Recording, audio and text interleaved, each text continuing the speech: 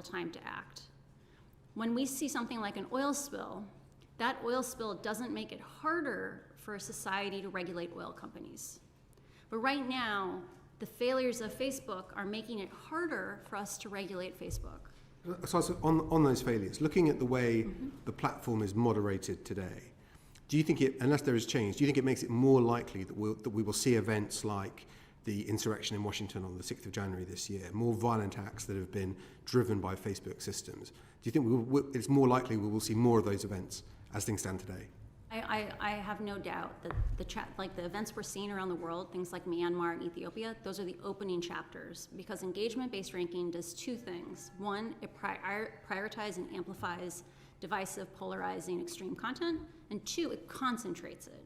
And so if Facebook comes back and says, only a tiny sliver of content on our platform is hate, or only a tiny sliver is violence, one, they can't detect it very well, so I don't know if I trust those numbers. But two, it gets hyper-concentrated in 5% of the population. And you only need 3% of the population on the streets to have a revolution, and that's dangerous. I want to ask you a bit about that hyper-concentration, Sure. and particularly an area that you worked on in particular, and that's Facebook groups. I remember being told several years ago by a Facebook executive that the only way you could drive content through the platform is advertising. I think we can see that is not true, and groups are increasingly used to shape that experience. We talk a lot about the impacts of algorithmic-based recommendation tools like Newsfeed. To what extent do you think groups are shaping the experience for many people on Facebook? Groups play a huge and critical role in driving the experience on Facebook. When I worked on civic misinformation, this is based on recollection, I don't have a document, but I believe it was something like 60% of the content in the newsfeed was from groups. I think a thing that's important for this group to know is that Facebook has been trying to extend the length of sessions, get you to consume longer sessions, more content. And the only way they can do that is by multiplying the content that already exists on the platform. And the way they do that is with things like groups and reshares. So if I put one post into a 500,000 person group, that can go out to 500,000 people. And when combined with engagement-based ranking, that group might produce 500, 1,000 pieces of content a day, but only 3 get delivered. And if your algorithm is biased towards extreme, polarizing, divisive content, it's like viral variants. Those giant groups are producing lots and lots of pieces of content, and only the ones most likely to spread are the ones that go out.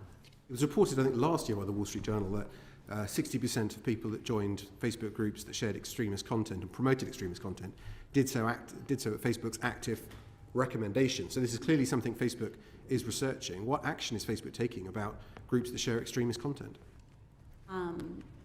I don't know the exact actions that have been taken in the last 6 months, year. Actions regarding extremist groups being recommended actively to users, promoted to users, is a thing that Facebook. Here's our 5-point plan. And here's the data that would allow you to hold us accountable. Because Facebook acting in a non-transparent, unaccountable way will just lead to more tragedies. Do you think that 5-point plan exists? I don't know if they have a 5-point plan. Or any plan? I don't know. I didn't work on that. Okay. But I mean, to what extent should we be considering groups, or should a regulator, UK regulator, be asking these questions about Facebook groups? I mean, from what you're saying, they are a significant driver of engagement, and if engagement is part of the problem, the way Facebook have designed it, then groups must be a big part of that too. Groups. Part of what is dangerous about groups is that we talk about sometimes this idea of is this an individual problem or is this a societal problem? One of the things that happens in aggregate is the algorithms take people who have very mainstream interests and they push them towards extreme interests. You can be someone center left and you'll get pushed to radical left. You can be center right, you'll get pushed to radical right. You can be looking for healthy recipes, you'll get pushed to anorexia content. There are examples in Facebook's research of all this. One of the things that happens with groups and with networks of groups is that people see echo chambers that create social norms. So if I'm in a group that has lots of COVID misinformation, and I see over and over again that if someone gives COVID vaccine, things they encourage people to get vaccinated, they get completely pounced upon. They get torn apart. I learn that certain ideas are acceptable and unacceptable. When that context is around hate, now you see a normalization of hate, a normalization of dehumanizing others, and that's what leads to violent incidents. I mean, many people would say that groups, particularly large groups, and some of these groups have hundreds of thousands of members in them. Millions. Yeah, millions. They should be much easier for the platform to moderate because people are gathering in a common place. I strongly recommend that above a certain size group, they should be required to provide their own moderators and moderate every post. This would naturally, in a content agnostic way, regulate the impact of those large groups. Because if that group is actually valuable enough, they will have no trouble recruiting volunteers. But if that group is just an amplification point, like we see foreign information operations using groups like this in virality hacking, that's the practice of borrowing viral content from other places to build a group. We see these places as being, if you want to launch an advertising campaign with misinformation in it, we at least have a credit card to track you back. If you want to start a group and invite 1,000 people every day, like the limit is I think 2,200 people you can invite every day, you can build out that group and your content will land in their newsfeed for a month, and if they engage with any of it, it'll be considered a follow. And so things like that make them very, very dangerous, and they drive outsized impact on the platform. I mean, from what you say, if a bad actor or agency wanted to influence what a group of people on Facebook would see, you'd probably set up Facebook groups to do that more than you would Facebook pages and run advertising. And that is definitely a strategy that's currently used by information operations. Another one that's used, which I think is quite dangerous, is you can create a new account and within 5 minutes go post into a 1 million person group, right? There's no accountability, there's no trace, right? You can find a group to target any interest you want to. Very, very fine grained. Even if you removed micro-targeting from ads, people would micro-target via groups.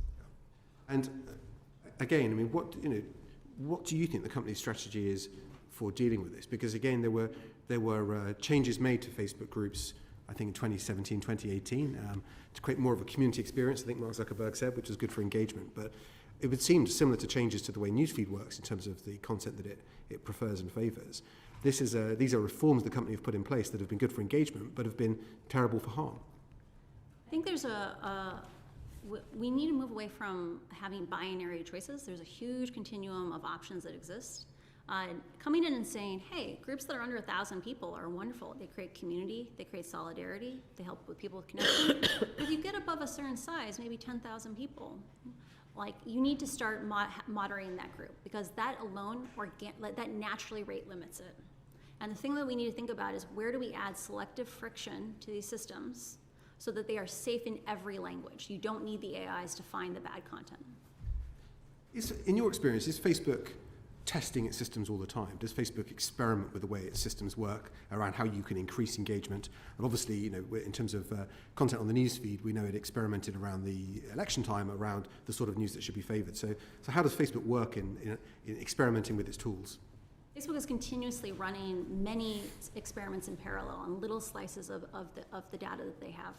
I'm a strong proponent that Facebook should have to publish a feed of all the experiments they're running. They don't have to tell us what the experiment is, just an ID.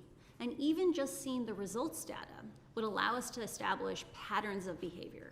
Because the real thing we're seeing here is Facebook accepting little tiny additions of harm, like when they weigh off how much harm is worth how much growth for us. Right now, we can't benchmark and say, oh, you're running all these experiments, are you acting in the public good? But if we had that data, we could see patterns of behavior and see whether or not trends are occurring. You worked in the civic integrity team at Facebook. So if you saw something that was concerning you, who would you report to? This is a huge weak spot. If I drove a bus in the United States, there would be a phone number in my break room that I could call that would say, did you see something that endangered public safety? Call this number. Someone will take you seriously and listen to you in like the Department of Transportation. When I worked on counter-espionage, I saw things where I was concerned about national security, and I had no idea how to escalate those because I didn't have faith in my chain of command at that point. Like, they had dissolved civic integrity. I didn't see that they would take that seriously, and we were told just to accept under-resourcing. But I mean, in theory, you would report to your line manager, and would it be then up to them whether they chose to escalate that? And I flagged repeatedly when I worked on civic integrity that I felt that critical teams were understaffed, and I was told at Facebook we accomplish unimaginable things with far fewer resources than anyone would think possible. There is a culture that lionizes kind of a startup ethic that is, in my opinion, irresponsible, right? The idea that the person who can figure out how to move the metric by cutting the most corners is good. And the reality is, it doesn't matter if Facebook is spending $14 billion on safety a year. If they should be spending $25 billion or $35 billion, that's the real question. And right now, there's no incentives internally that if you make noise saying we need more help, like you will not get rallied around for help, because everyone is underwater. In many organisations that ultimately fail, I think that sort of culture exists. There's a culture where there's no external audit and people within inside the organisation don't share problems with the people at the top. What do you think people like Mark Zuckerberg know about these things? I think it's important that all facts are viewed through a lens of interpretation. And there is a pattern across a lot of the people who run the company or senior leaders, which is this may be the only job they've ever had, right? Like Mark came in when he was 19 and he's still the CEO. There's a lot of other people who are VPs or directors who this is the only job they've ever had. And so there is a lack of, the people who have been promoted were the people who, could focus on the goals they were given and not necessarily the ones that asked questions around public safety. And I think there's a real thing that people are exposed to data and then they say, look at all the good we're doing. Like, yes, that's true, but like we didn't invent hate. We didn't invent ethnic violence. And that's not the question. The question is, what is Facebook doing to amplify or expand hate? What is it doing to amplify or expand ethnic violence? You're right. I mean, Facebook didn't invent hate, but do you think it's making hate worse? Unquestionably, it's making hate worse. Thank you. Joining us remotely, Jim Knight. Thank you very much, Chair, and thank you, Francis, for coming and talking to us. First of all, just on some of that last fascinating discussion that you were having, if you talked about if you were calling out for help, you wouldn't necessarily get the resource. Would the same be true if you were working in PR or legal within Facebook? I have never worked in PR or communications, so I'm not sure. I do know that there is. I was shocked to hear recently that Facebook wants to double down on the metaverse, and that they're going to hire 10,000 engineers in Europe to work on the metaverse. Because I was like, wow, do you know what we could have done with safety if we'd had 10,000 more engineers? It would have been amazing. I think there is a view inside the company that safety is a cost center. It's not a growth center, which I think is very short term in thinking. Because Facebook's own research has shown that when people have worse integrity experiences on the site, they are less likely to retain. I think regulation could actually be good for Facebook's long-term success, because it would force Facebook back into a place where it was more pleasant to be on Facebook, and that could be good for the long-term growth of the company. Thank you. And then let me go back also to the discussion about Facebook groups, by which we're essentially talking about private groups, clearly. If you were asked to be the regulator of a platform like Facebook, how do you get the transparency about what's going on in private groups, given that they're private?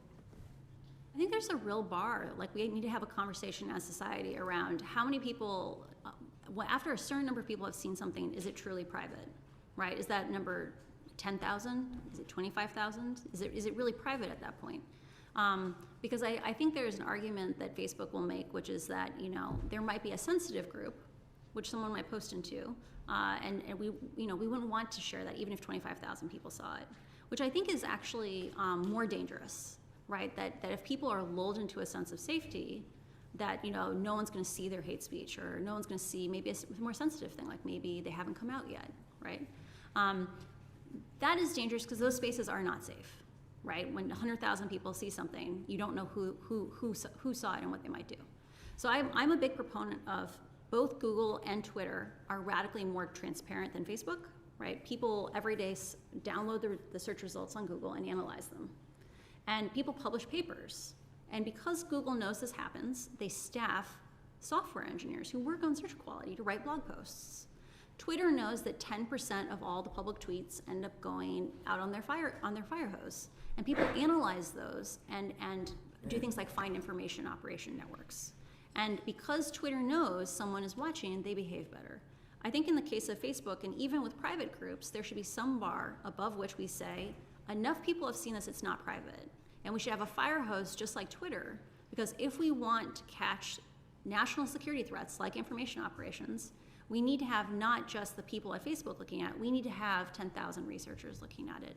And I think in addition to that, we'd have accountability on things like algorithmic bias, or understanding whether or not our children are safe. That's really helpful. And just on Twitter and algorithmic bias, they published a report on Friday suggesting there was an algorithmic bias politically. Do you think that is unique to Twitter, or would you say that that would also be the case in Facebook? Is that something implicit in the way that these algorithms and these platforms with all of their algorithms are designed to optimize clicks, and therefore there's something about certain types of political content that makes it more extreme, that is endemic to all of these social media companies?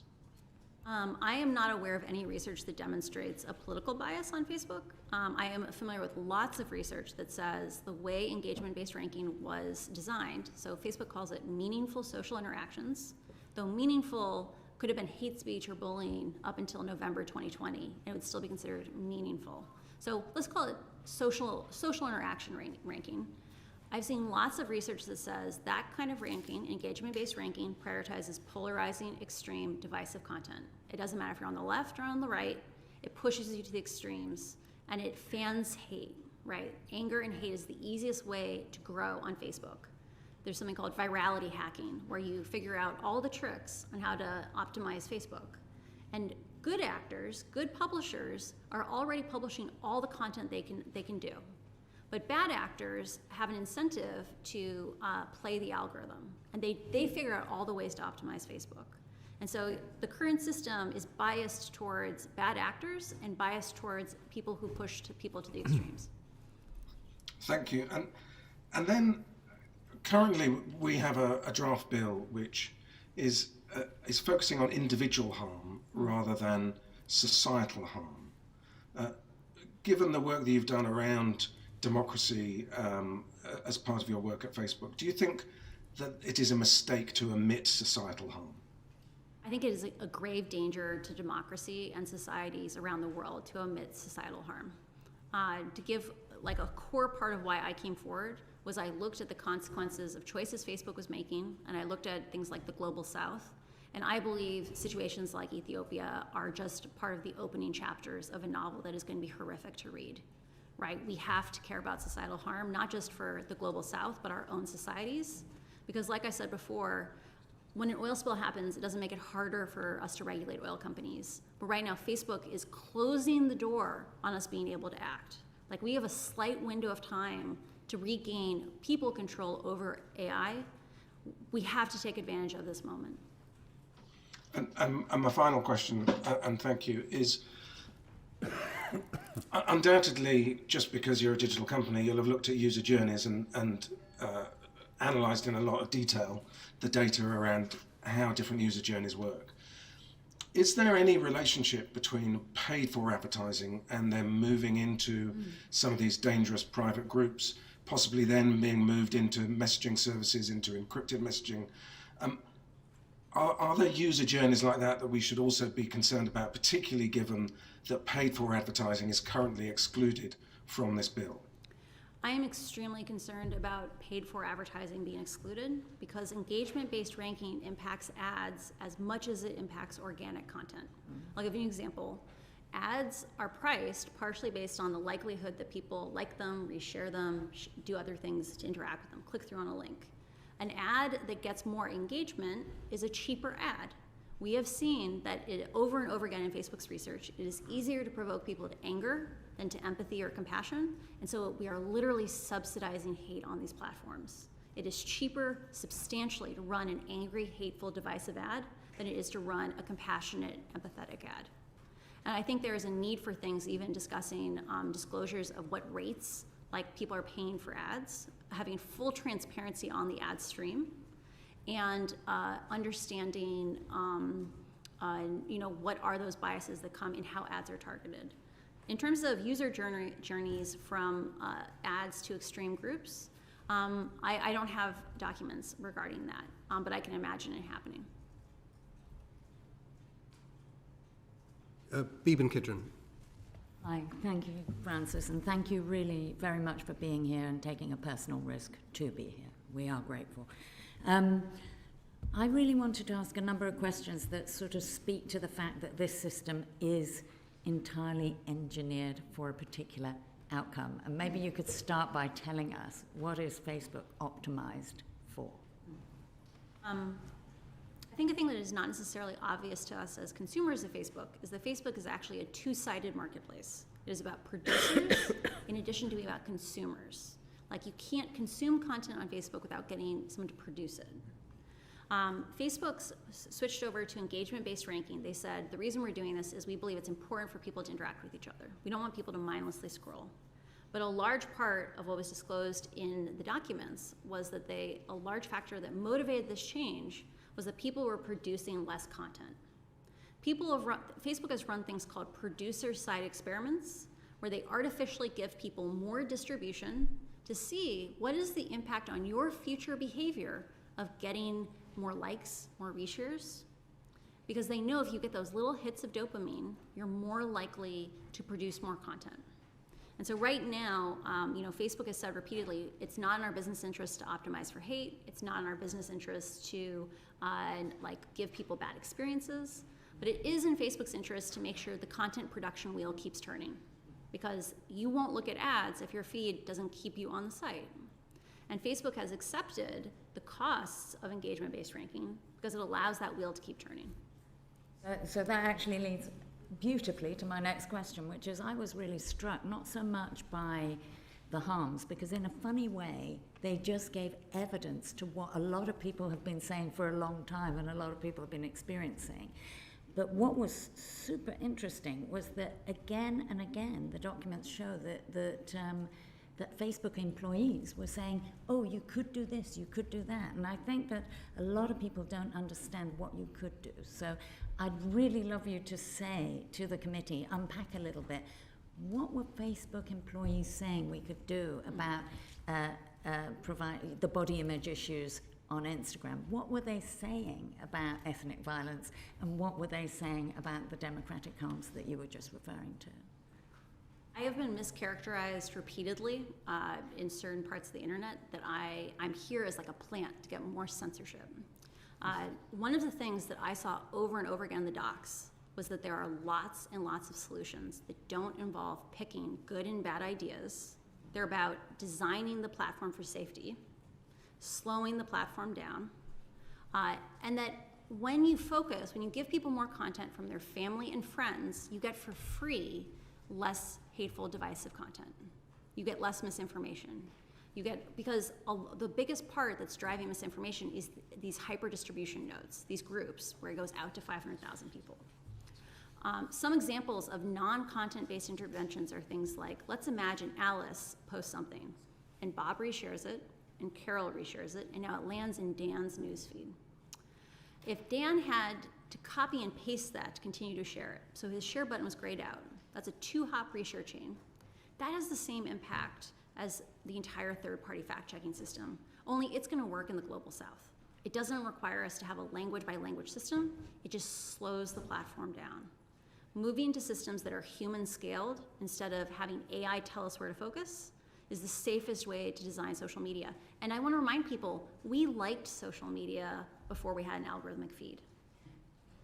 And Facebook said, if you move to a chronological feed, you won't like it. And it's true, with groups that are 500,000 people, where it's just like a spraying content at people, you're not going to like it. But Facebook has choices that it could do in different ways. It could have groups that were designed like these things called Discord servers, where it's all chronological, but people break out into different rooms as it gets too crowded. That's a human intervention, a human scale solution, not an AI-driven solution. And so slowing the platform down, content agnostic strategies, human scale solutions, that's the direction we need to go. Why don't they do it? So each one of these interventions, so in the case of reshares, there are some countries in the world where 35% of all the content in the newsfeed is a reshare.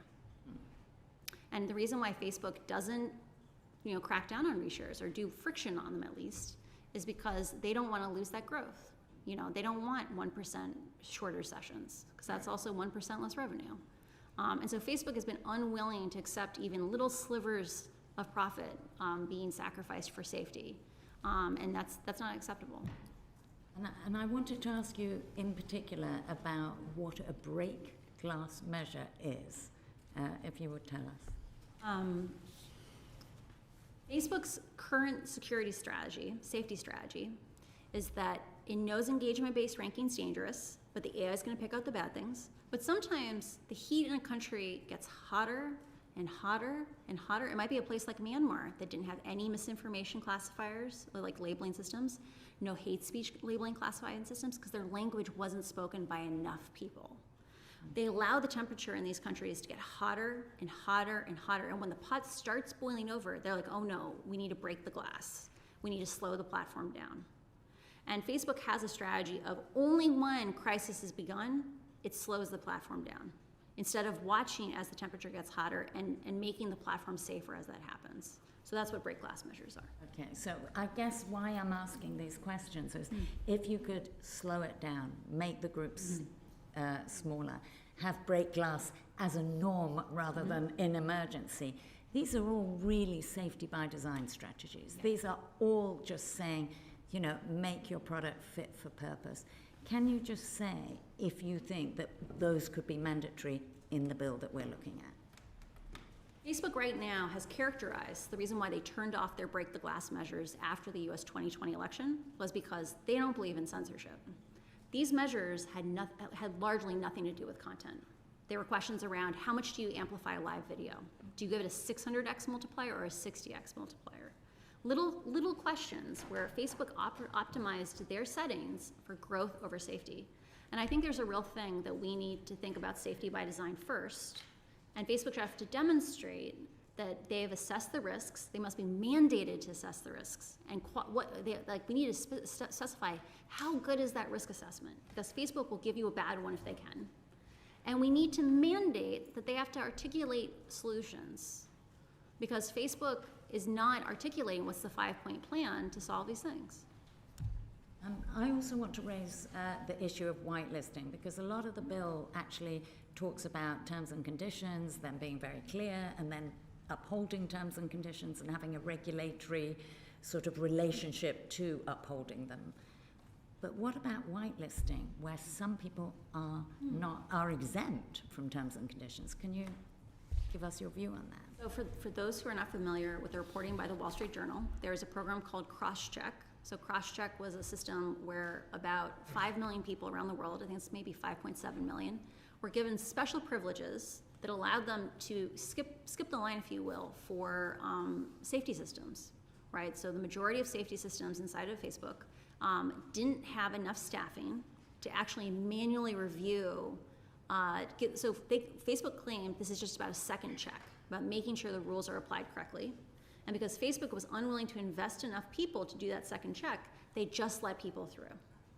And so I think there's a real thing of, unless we have more avenues to understand what's going on inside the company, like for example, imagine if Facebook was required to publish its research on a 1-year lag, right? If they have tens of billions of dollars of profit, they can afford to solve problems on a 1-year lag, right?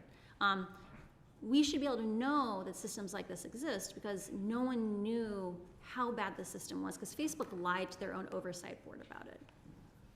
I think the last area I really want to think about is, you know, obviously all the documents you bring come from Facebook, but we can't really regulate for this company in this moment. We have to look at the sector as a whole, and we have to look into the future. And I just wonder whether you have any advice for that, because we're not trying to kill Facebook, we're trying to make the digital world better and safer for its users. Engagement-based ranking is a problem across all sites. Right, all sites are going to be, it's easier to provoke humans to anger. Engagement-based ranking figures out our vulnerabilities and panders to those things. I think having mandatory risk assessments and mandatory remediation strategies, we need ways to hold these companies accountable, is critical, because companies are going to evolve. They're going to figure out how to sidestep things. And we need to make sure that we have a process that is flexible and can evolve with the companies over time. Fantastic. And finally, really, just, you know, do you think that the scope of the bill, it's user to user and search, do you think that's a wise move, or should we be looking for some systemic solutions for the sector more broadly? User to user and search.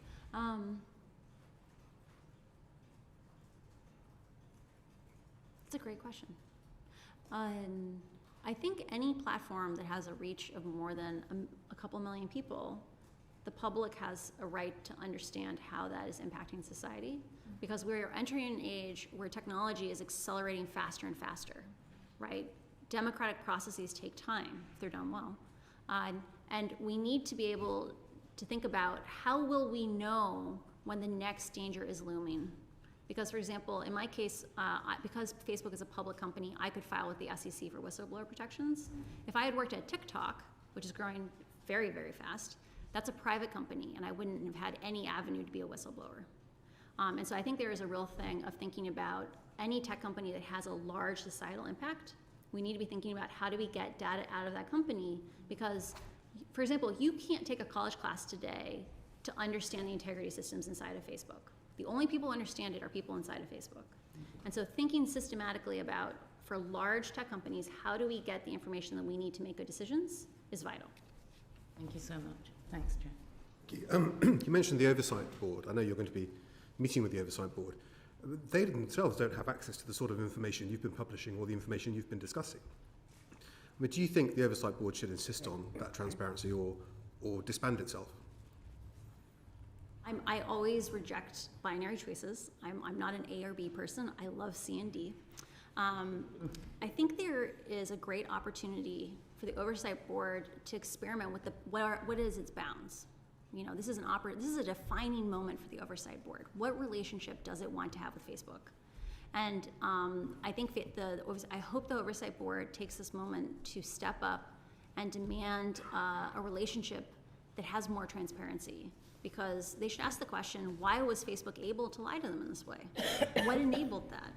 Because if Facebook can come in there and just actively mislead the Oversight Board, which is what they did, I don't know what the purpose of the Oversight Board is. More of a hindsight board than an Oversight Board, isn't it? Yeah. Tim Clement-Jones. Francis, hello.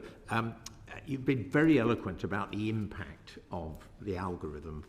You've talked about ranking, pushing extreme content, the amplification of that sort of content, an addiction driver, I think you've used the phrase. And this follows on really from talking about the Oversight Board or a regulator over here, or indeed trying to construct a safety by design regime. What do we need to know about the algorithm, and how do we get that, basically? Should it be about the output of an algorithm, or should we be actually inspecting the entrails for a code? When we talk about transparency, it's very easy just to say, oh, we need to be much more transparent about the operation of these algorithms. But what does that really mean?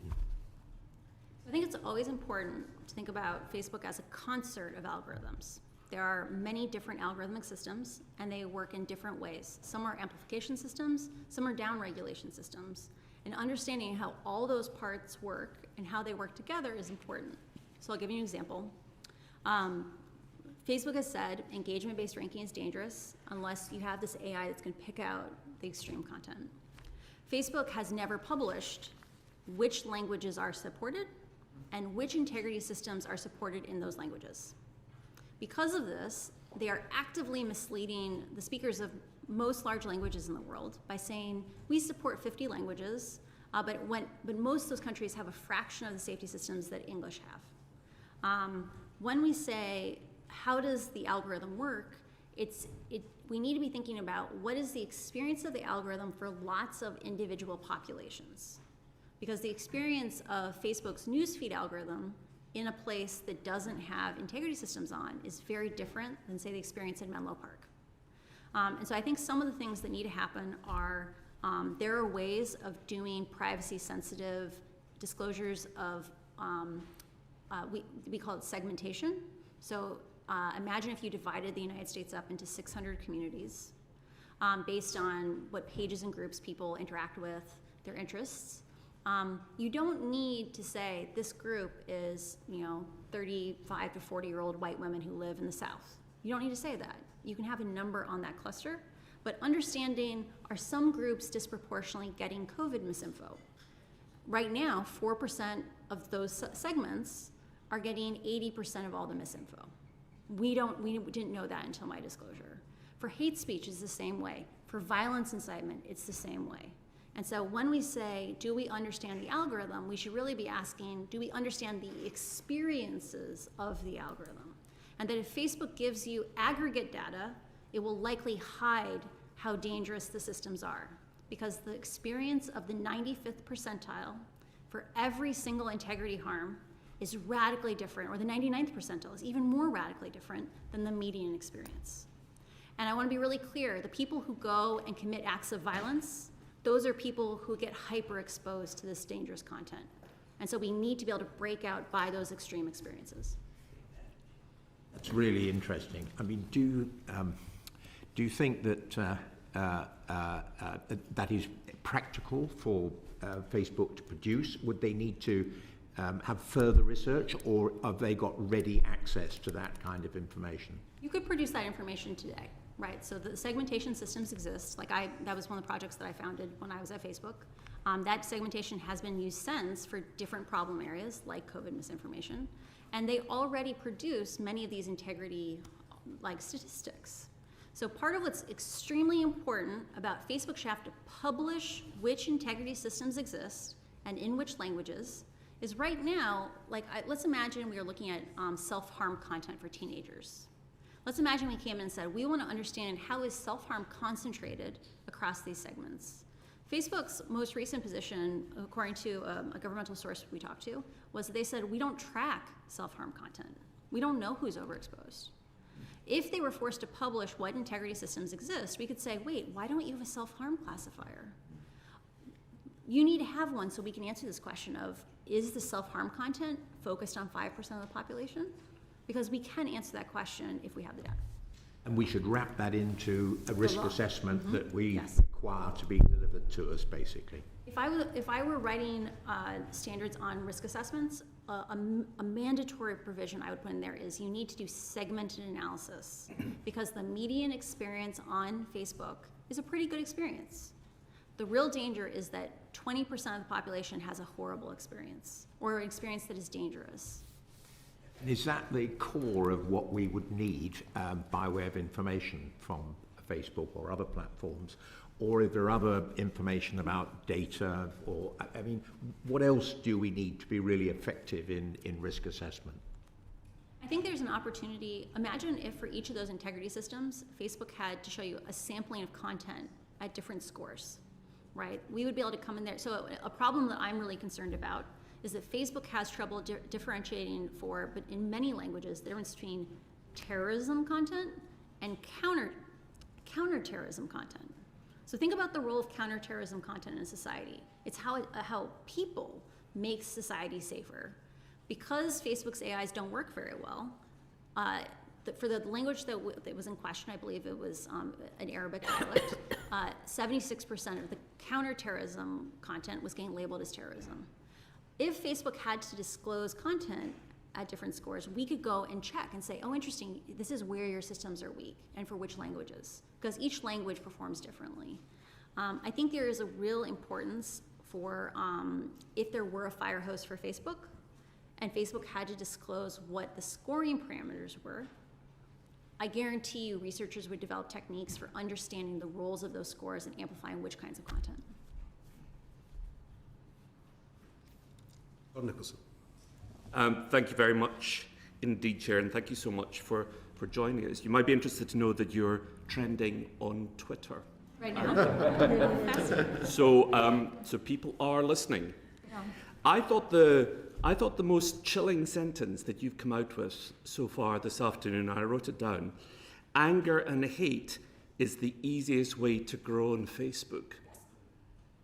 I mean, that's shocking, isn't it? What a horrendous insight into contemporary society on social media that should be the case.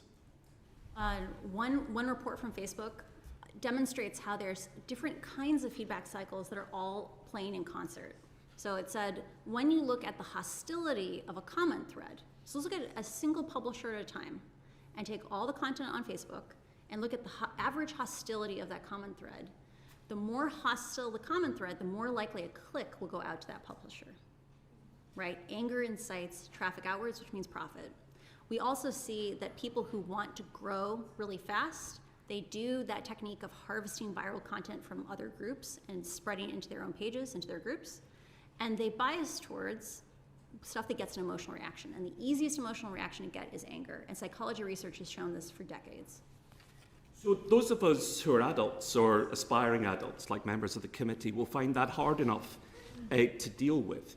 But for children, this is particularly challenging, isn't it? And I'd like to follow up on some of Baroness Kidron's very good questions, specifically on harm to children. Perhaps you could tell us, for people who don't know, what percentage of British teenagers can trace, for those who feel like this, their desire to kill themselves back, I can't even believe I'm saying that sentence, but back to Instagram. I don't remember the exact statistic. I think it was around 12%. It's 13? Or, it's exactly that. yeah. And body image is also made much worse, isn't it? Yes. And why should that be for people who don't understand that? Why should it be that being on Instagram makes you feel bad about the way your body looks?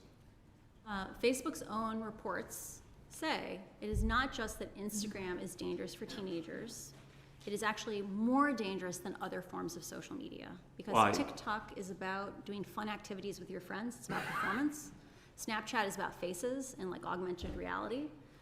Reddit is at least vaguely about ideas, but Instagram is about social comparison and about bodies, right? It is about like people's lifestyles, and that's what ends up being worse for kids. There's also an effect, which is a number of things are different about a life mediated by Instagram than what high school used to be like. So when I was in high school, it didn't matter if your experience at high school was horrible. Most kids had good homes to go home to, and they could, at the end of the day, disconnect. They would get a break for 16 hours.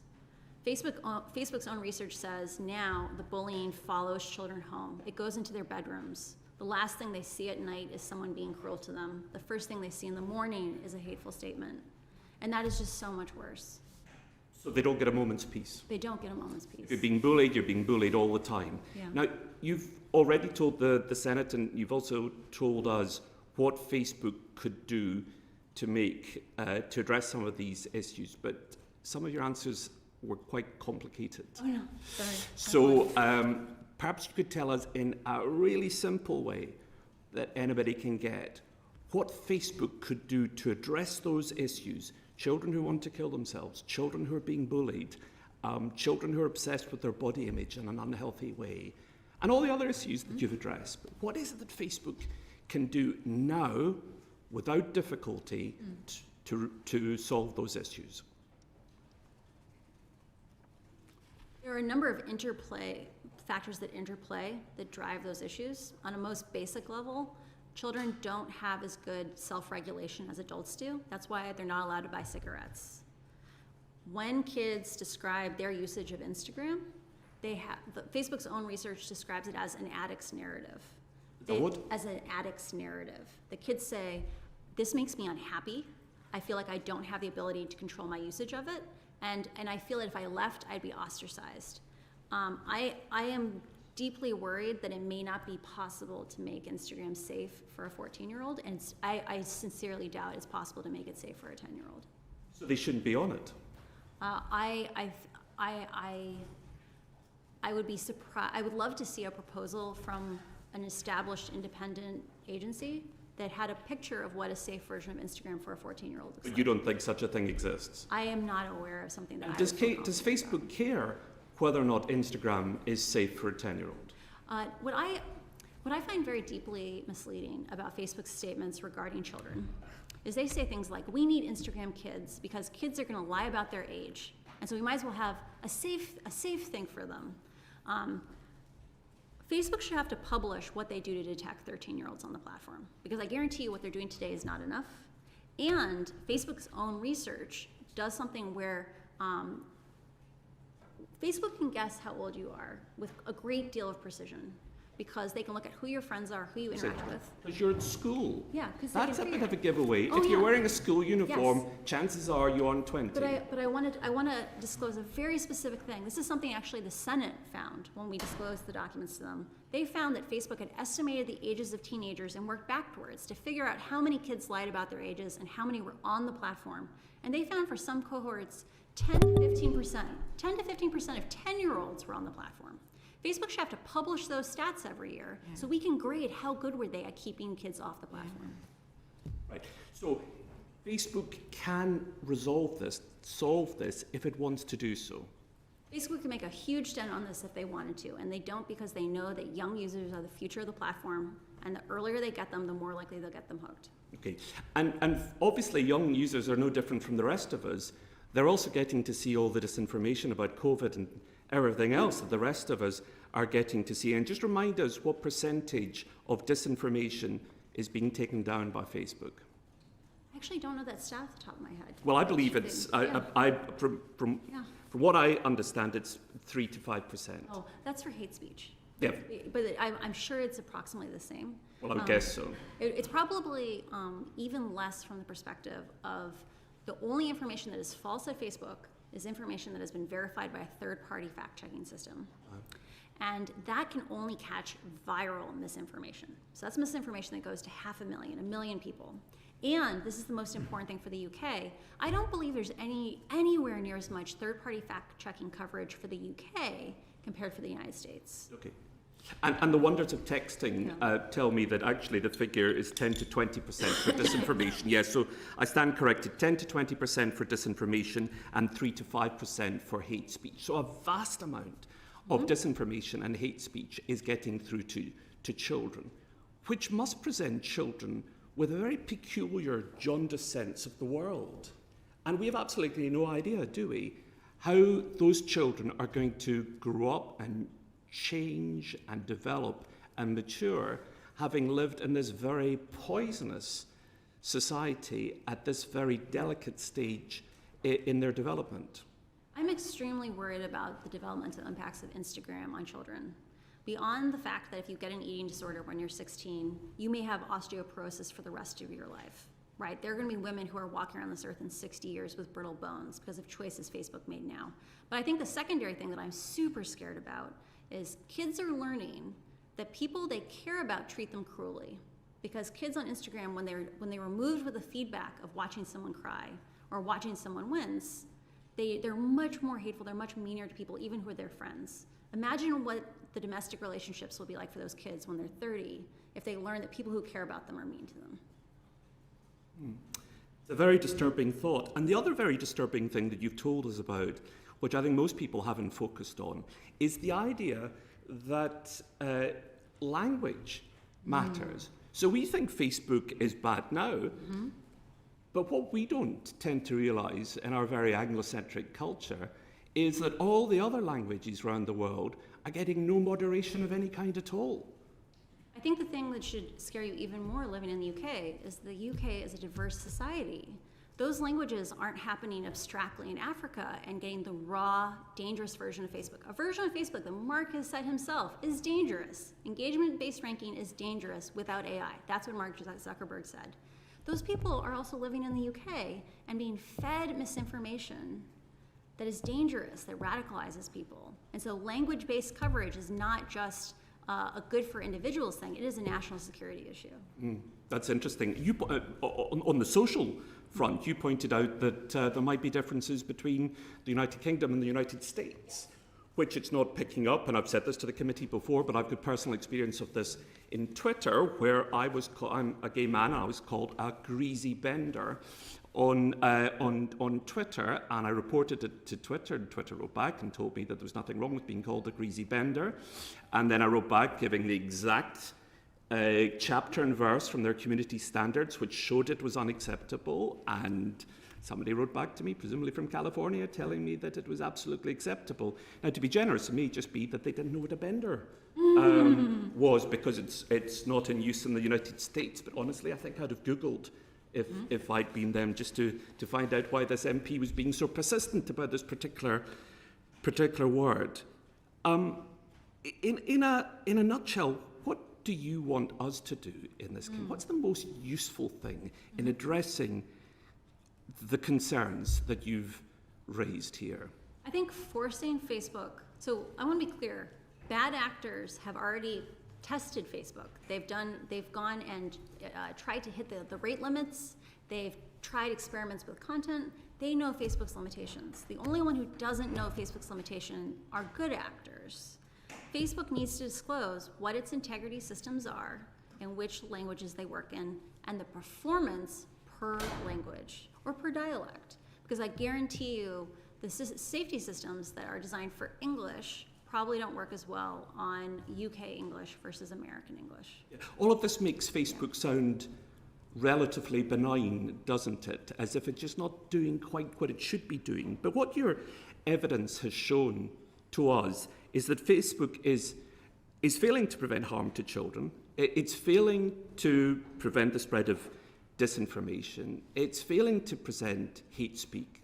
It does have the power to deal with these issues. It's just choosing not to, which makes me wonder whether Facebook is just fundamentally evil. Is Facebook evil? I cannot see into the hearts of men. And I think there is a real thing of people, good people, and Facebook is overwhelmingly full of conscientious, kind, empathetic people. You have to leave. Good people who are embedded in systems with bad incentives are led to bad actions. And there is a real pattern of people who are willing to look the other way are promoted more than people who raise alarms. We know where that leads Yes. in history, Yeah. don't we? So could we compromise that it's not evil? Maybe that's an overly moralistic word.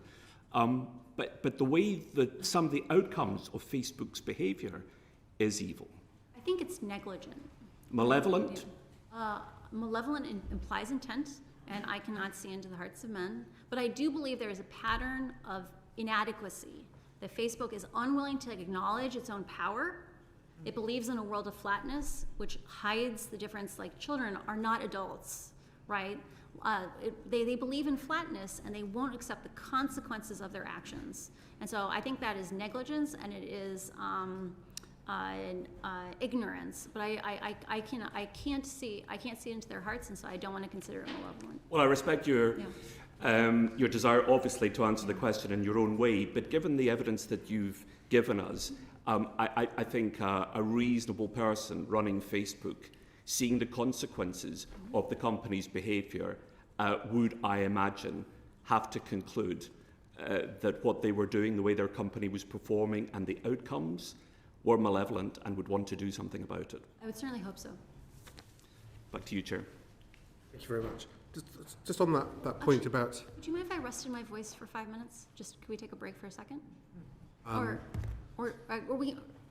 Oh, sorry, I don't know how long we're going to go, so if we go for 2.5 hours, I'll never mind. Ask your question. Okay, thank you. We'll do it after. Just on that point about intent, I mean, someone may not have intended to do a bad thing, but if their actions are causing that, and they're told about it, and they don't change their strategy, then what do you say about them then?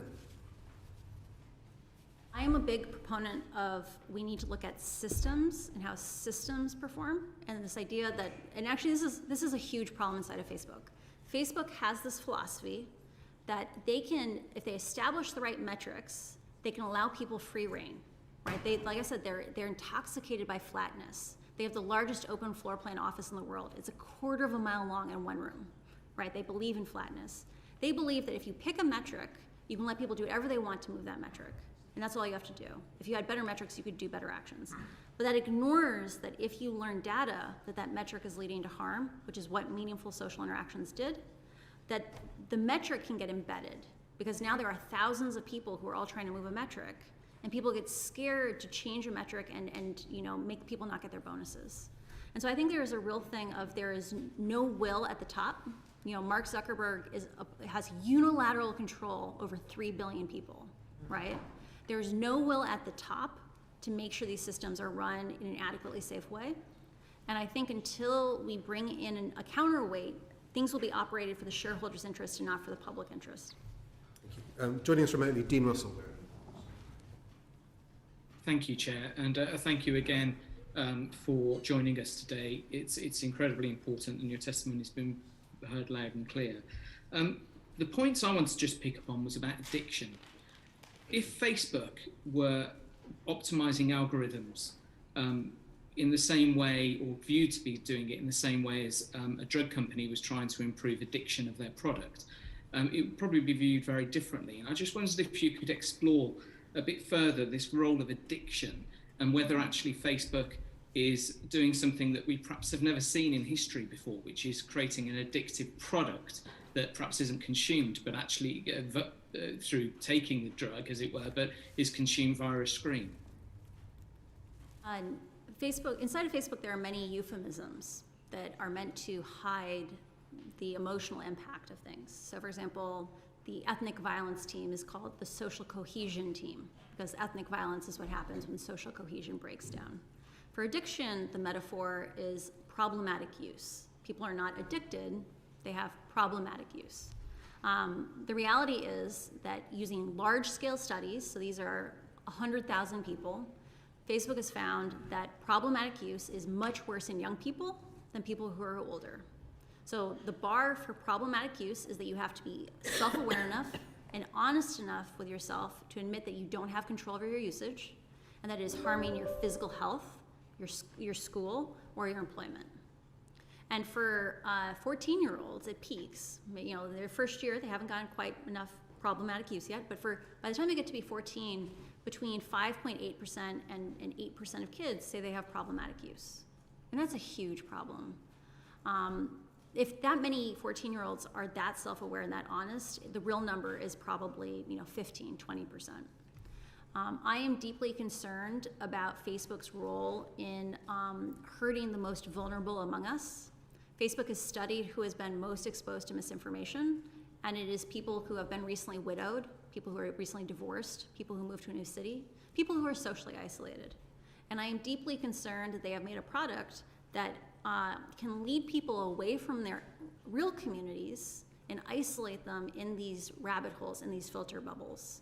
Because what you find is that when people are sent targeted misinformation to a community, it can make it hard to reintegrate into larger society, because now you don't have shared facts. So that's the real harm. I like to talk about the idea of the misinformation burden instead of thinking of it as, because it is a burden when we encounter this kind of information. Facebook right now doesn't have any disincentive for trying to do high quality, shorter sessions. Imagine if there was a syntax that was a penny an hour, right? So this is like dollars a year for Facebook per user. Imagine if there was a syntax that pushed Facebook to have shorter sessions that were higher quality. Nothing today is incentivizing them to do this. All the incentives say, if you can get them to stay on the platform longer, you'll get more ad revenue, you'll make more money. And so with that, and thank you, that's very helpful. But in terms of the way that often the discussion is around the bill, especially that we're looking at, the online safety bill, is around the comparison being with it being a publisher or publishing platform. But should we be looking at this much more about almost a product approach, which in essence is causing addiction, as you say, with young people? And as you mentioned earlier about the impact on, trying to get a greater high almost through the dopamine in their brain. So we've heard previous testimony from experts highlighting that actually children's brains seem to be changing because they're using Facebook and other platforms to a large extent over many, many hours. And if they were being given a white powder and they were having the same symptoms, the same outputs, we'd be very quick to clamp down on that. But because it's via a screen and we call it Facebook and we think everyone's using it nicely, that doesn't happen. So I'd just be interested in your view on the impact on children, whether Facebook have actually been looking at that, but also whether we should be doing this almost with regards to Facebook being a product rather than a platform.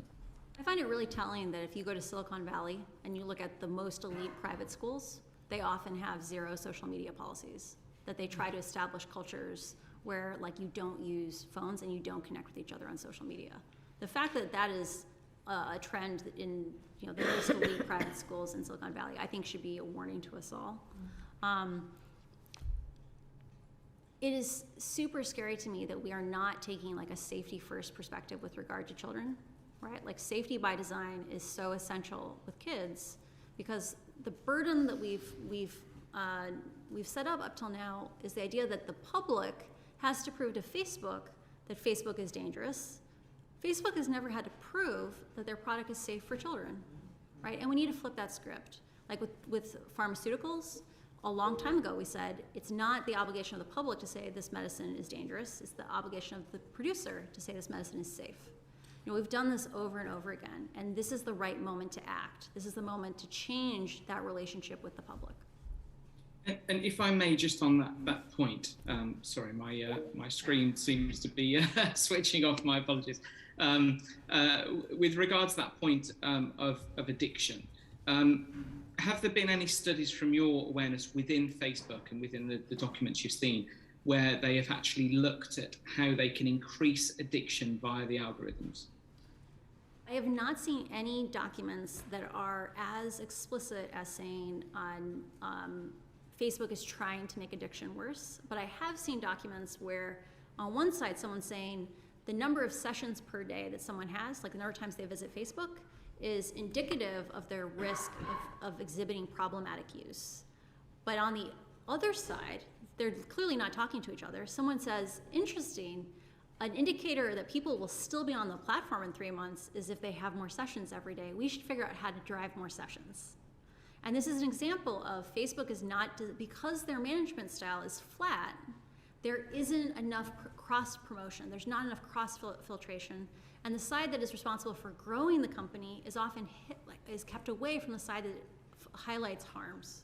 And that kind of world where it's not integrated, that causes dangers and it makes the problem worse. Thank you. Sorry, Dave, we can pause there. It's 25 to 2. We're going for over an hour, so I think we'll take a 10-minute break at this That'd point. be lovely. Thank you So much.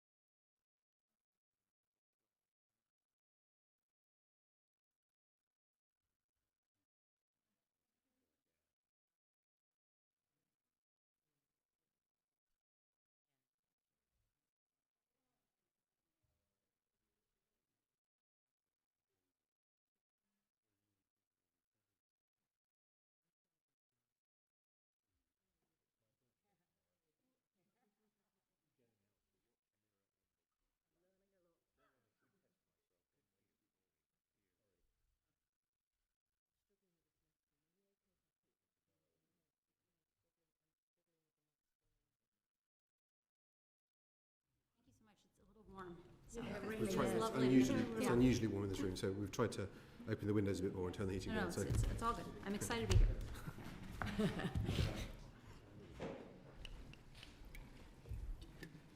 okay, yeah. We on? Right, thank you. The evidence session will now resume, and I'd like to ask Dean Russell to continue with his questions. Thank you, Chair, and thank you again for your responses earlier. The question I just want to build upon, I've got a few more questions, but hopefully won't take too long. One just continues on the addictivity, if there's such a word, for Facebook and similar platforms.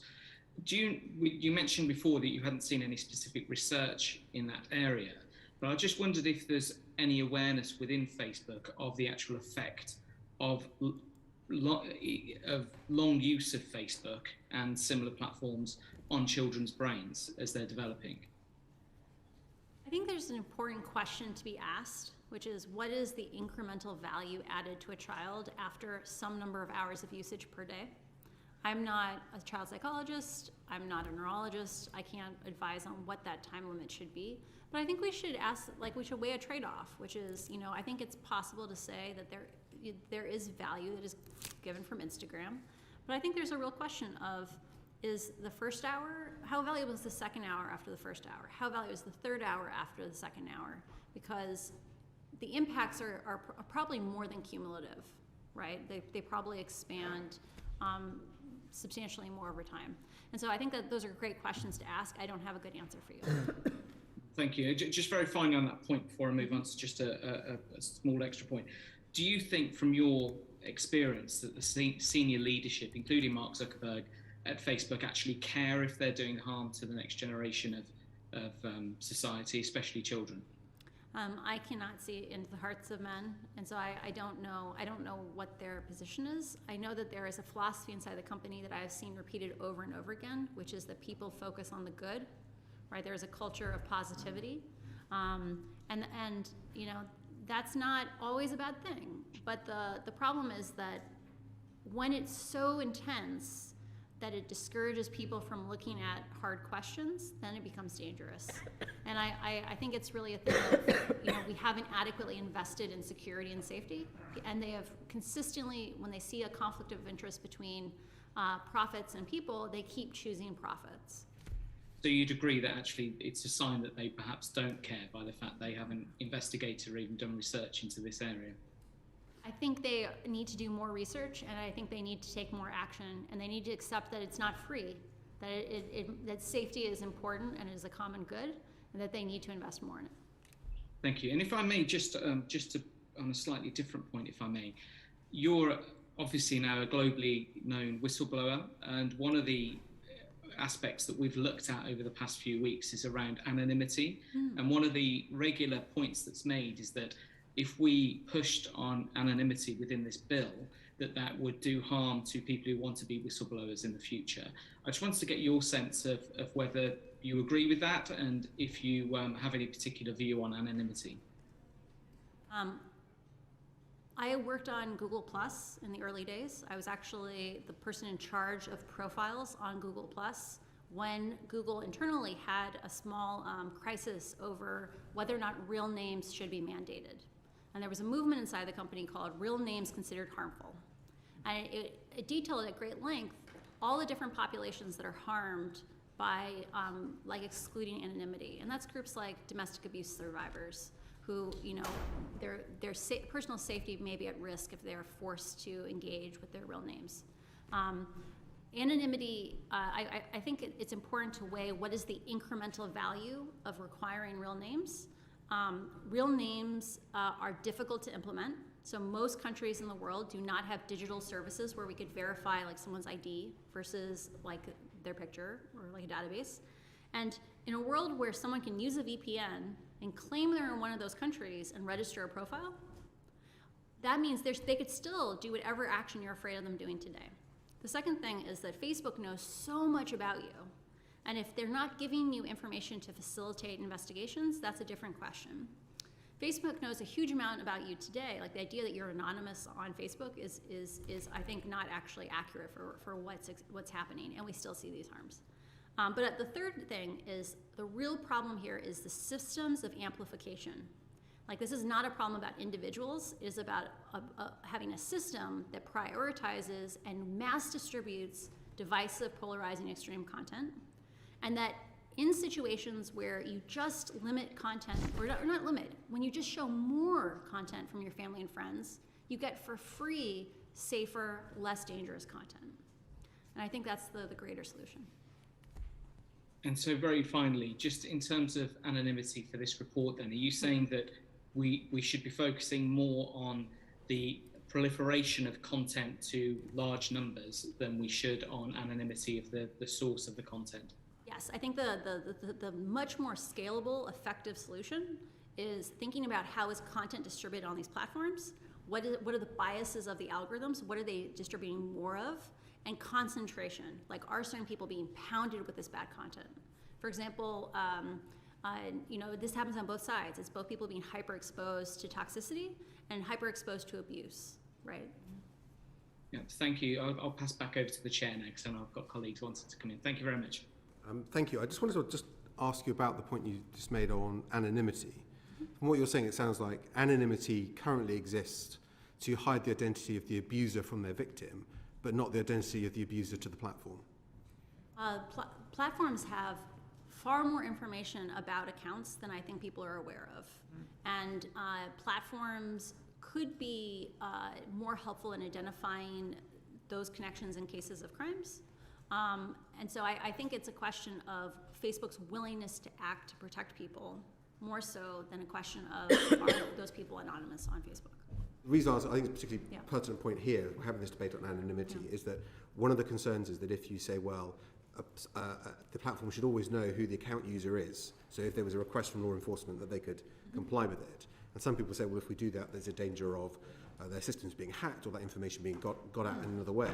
But from what you're saying is practically, the company already has that data and information anyway. It knows so much about each one of its users, regardless of the settings for an account. And obviously in Facebook, you have to have your own name for the account anyway, in theory.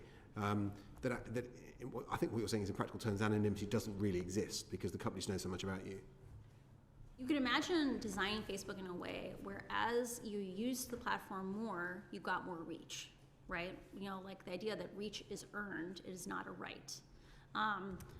In that world, as you interact with the platform more, the platform will learn more and more about you. The fact that today you can make a throwaway account and take an action, like that opens up all sorts of doors. But I just want to be clear, in a world where you require people's IDs, you're still going to have that problem because Facebook will never be able to mandate that for the whole world because lots of countries don't have those systems. And as long as you can pretend to be in that country and register an account, you're still going to see all those harms.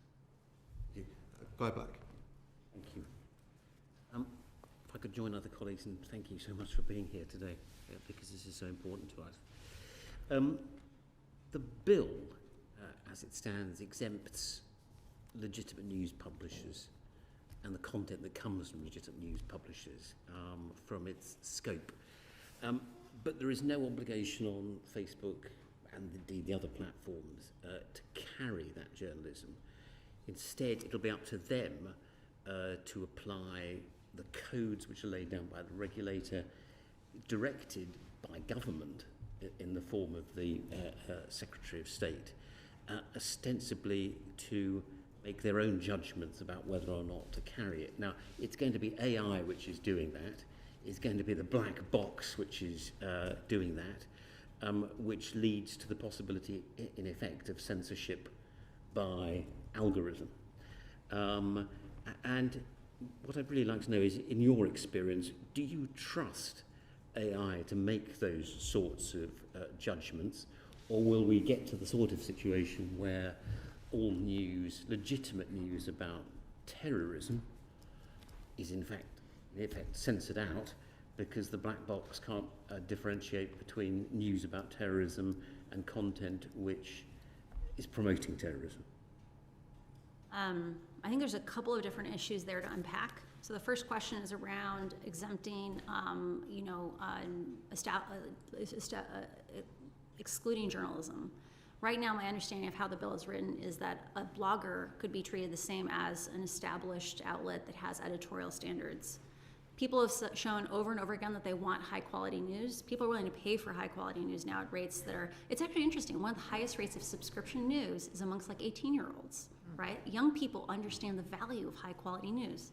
When we treat a random blogger and an established high quality news source the same, we actually dilute the access of people to high quality news. That's the first issue. I'm very concerned that if you just exempt it across the board, you're going to make the regulations ineffective. The second question is around, can AI identify safe versus dangerous content? And part of why we need to be forcing Facebook to publish which integrity systems exist, in which languages, and performance data is right now those systems don't work.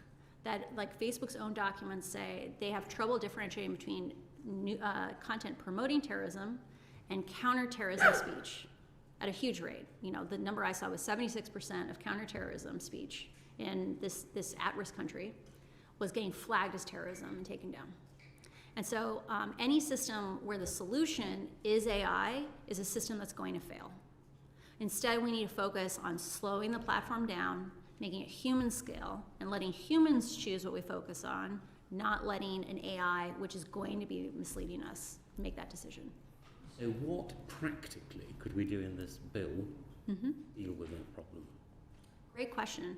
I think mandatory risk assessments with standards, like how good does this risk assessment need to be? Analysis around things like segmentation, like understanding are some people hyper-exposed, so all those things are critical. And I think the most important part is having a process where it's not just Facebook articulating harms, it's also the regulator going out and collecting harms from other populations. And then turning back to Facebook and saying, you need to articulate how you're going to solve these problems. Because right now, the incentives for Facebook are aligned with their shareholders. And the point of regulation is to pull that center of mass back towards the public good. And right now, Facebook doesn't have to solve these problems. It doesn't have to disclose they exist, and it doesn't have to come up with solutions. But in a world where they were regulated and mandated, you have to tell us what the 5-point plan is on each of these things. And if it's not good enough, we're going to come back to you and ask you again.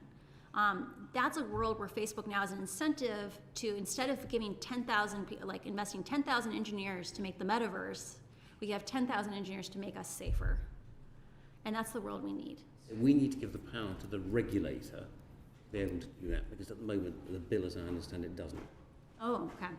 I believe that if Facebook doesn't have standards for those risk assessments, they will give you a bad risk assessment, because Facebook has established over and over again, when asked for information, they mislead the public.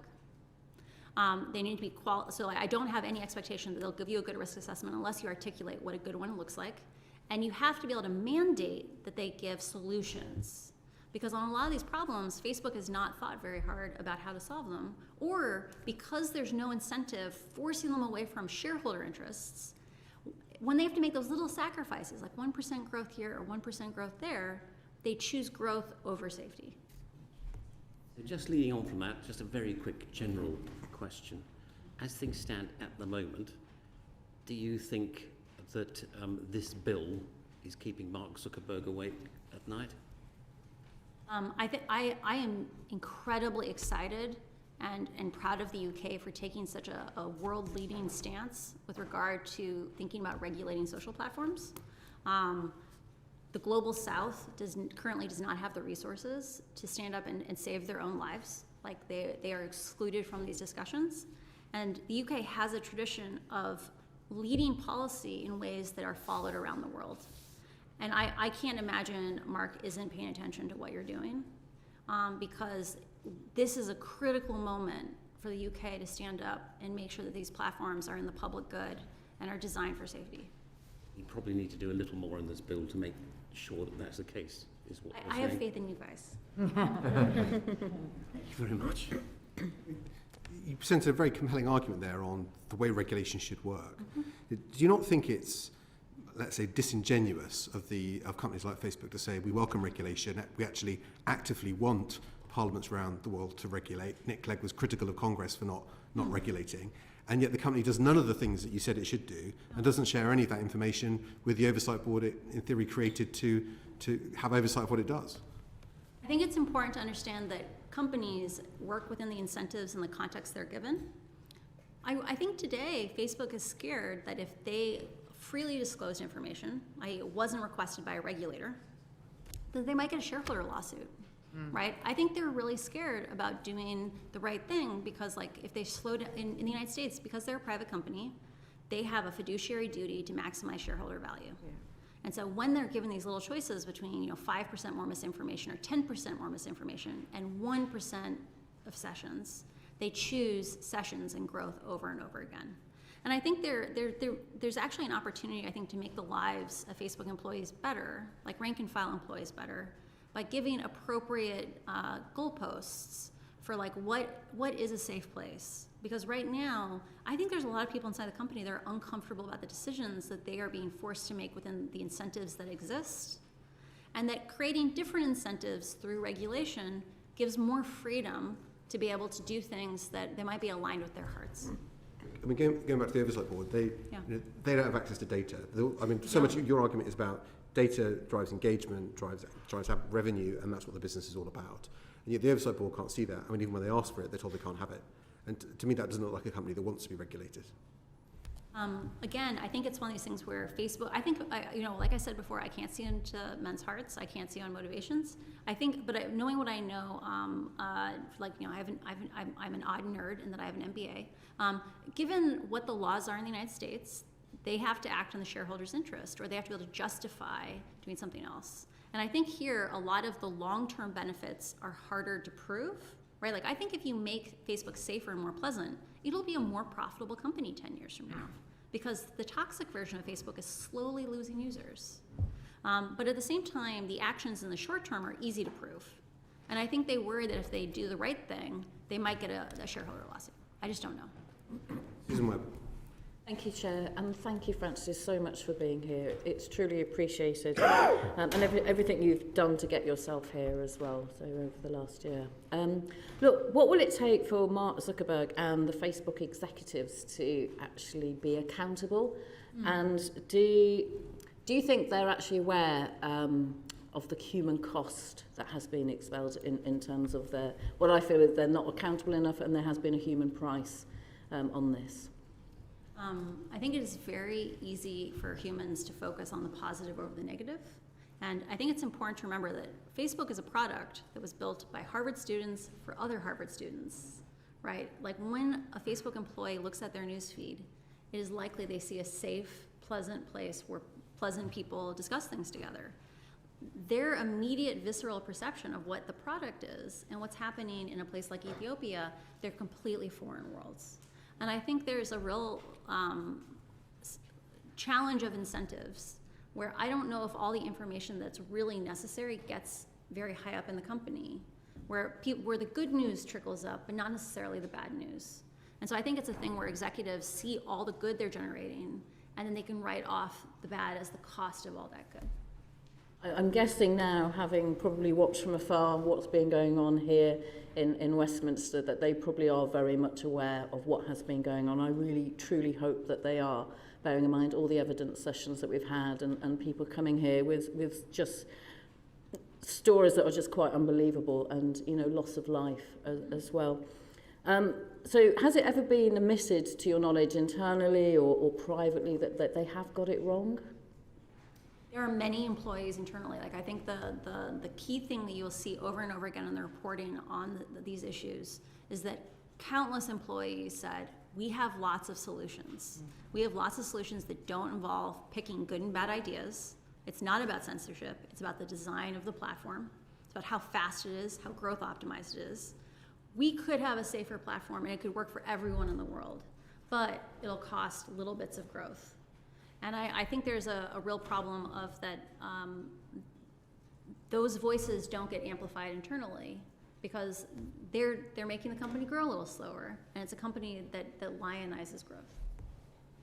And what is your view perhaps on criminal sanctions for online harm content? Do you believe that there's a route for criminal sanctions?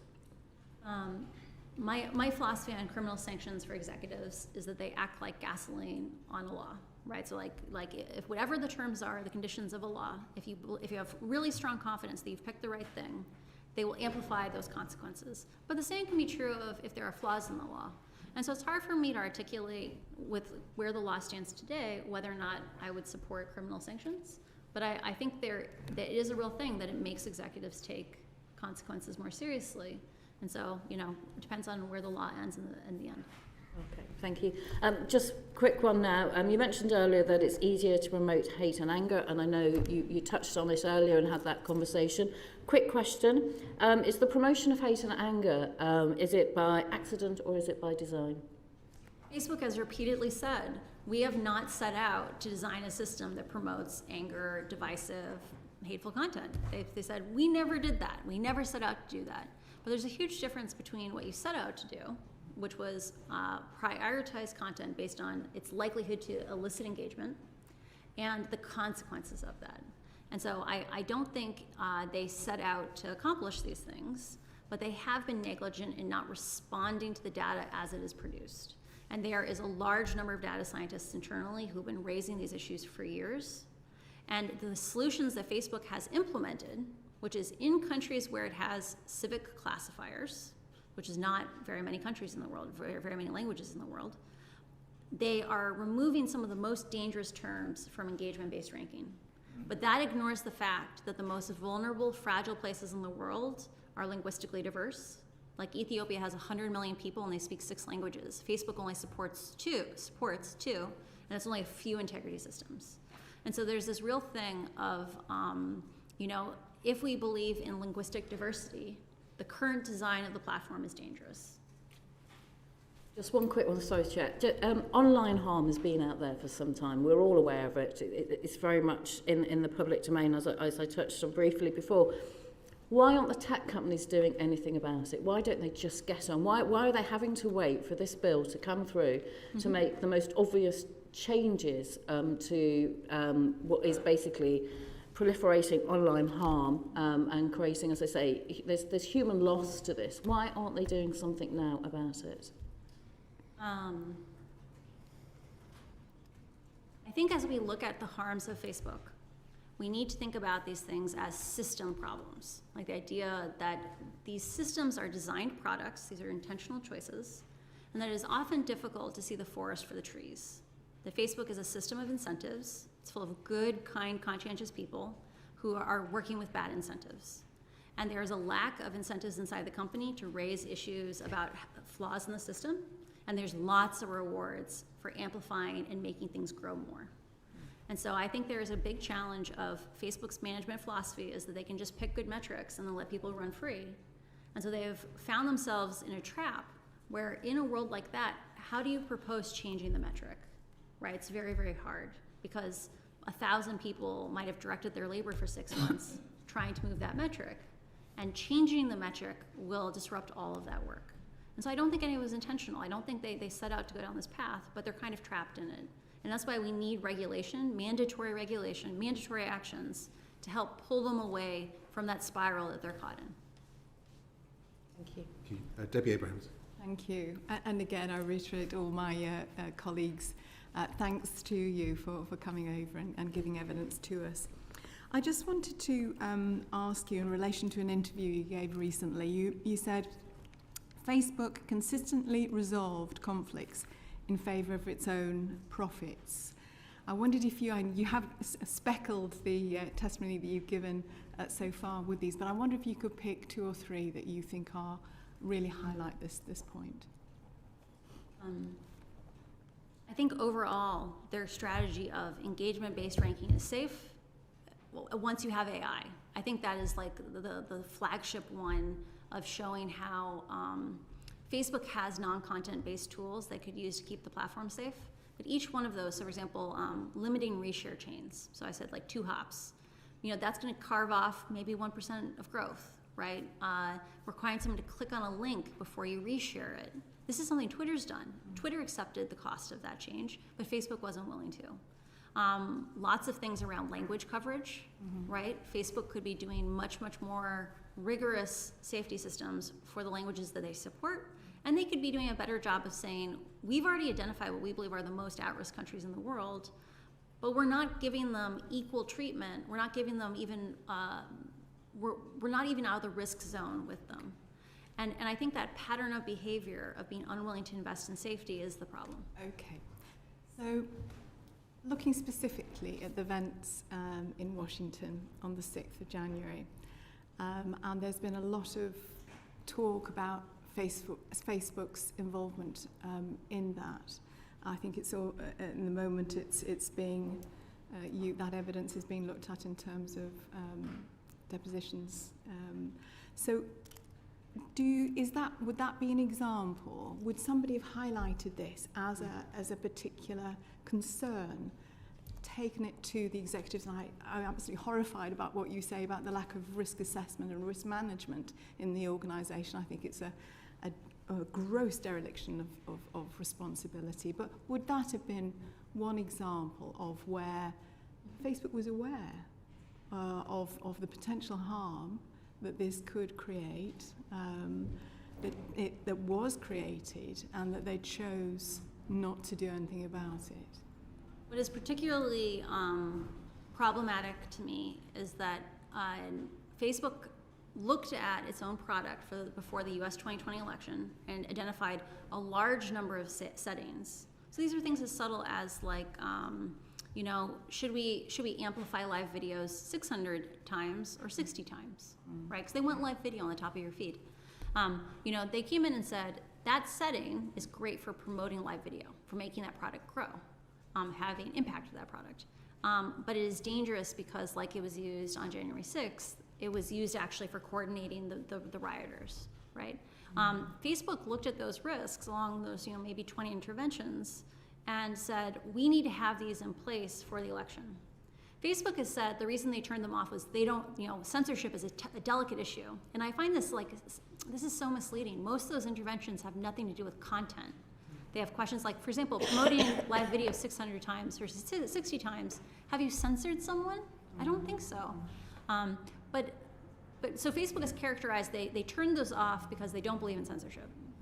On the day of January 6th, most of those interventions were still off at 5 p.m. Eastern time, right? And that's shocking because they could have turned them on 7 days before. Yeah. And so either they're not paying enough attention for the amount of power they have, or they are not responsive when they see those things. I don't know what the root cause of that is, but all I know is that's an unacceptable way to treat a system that is as powerful and as delicate as this.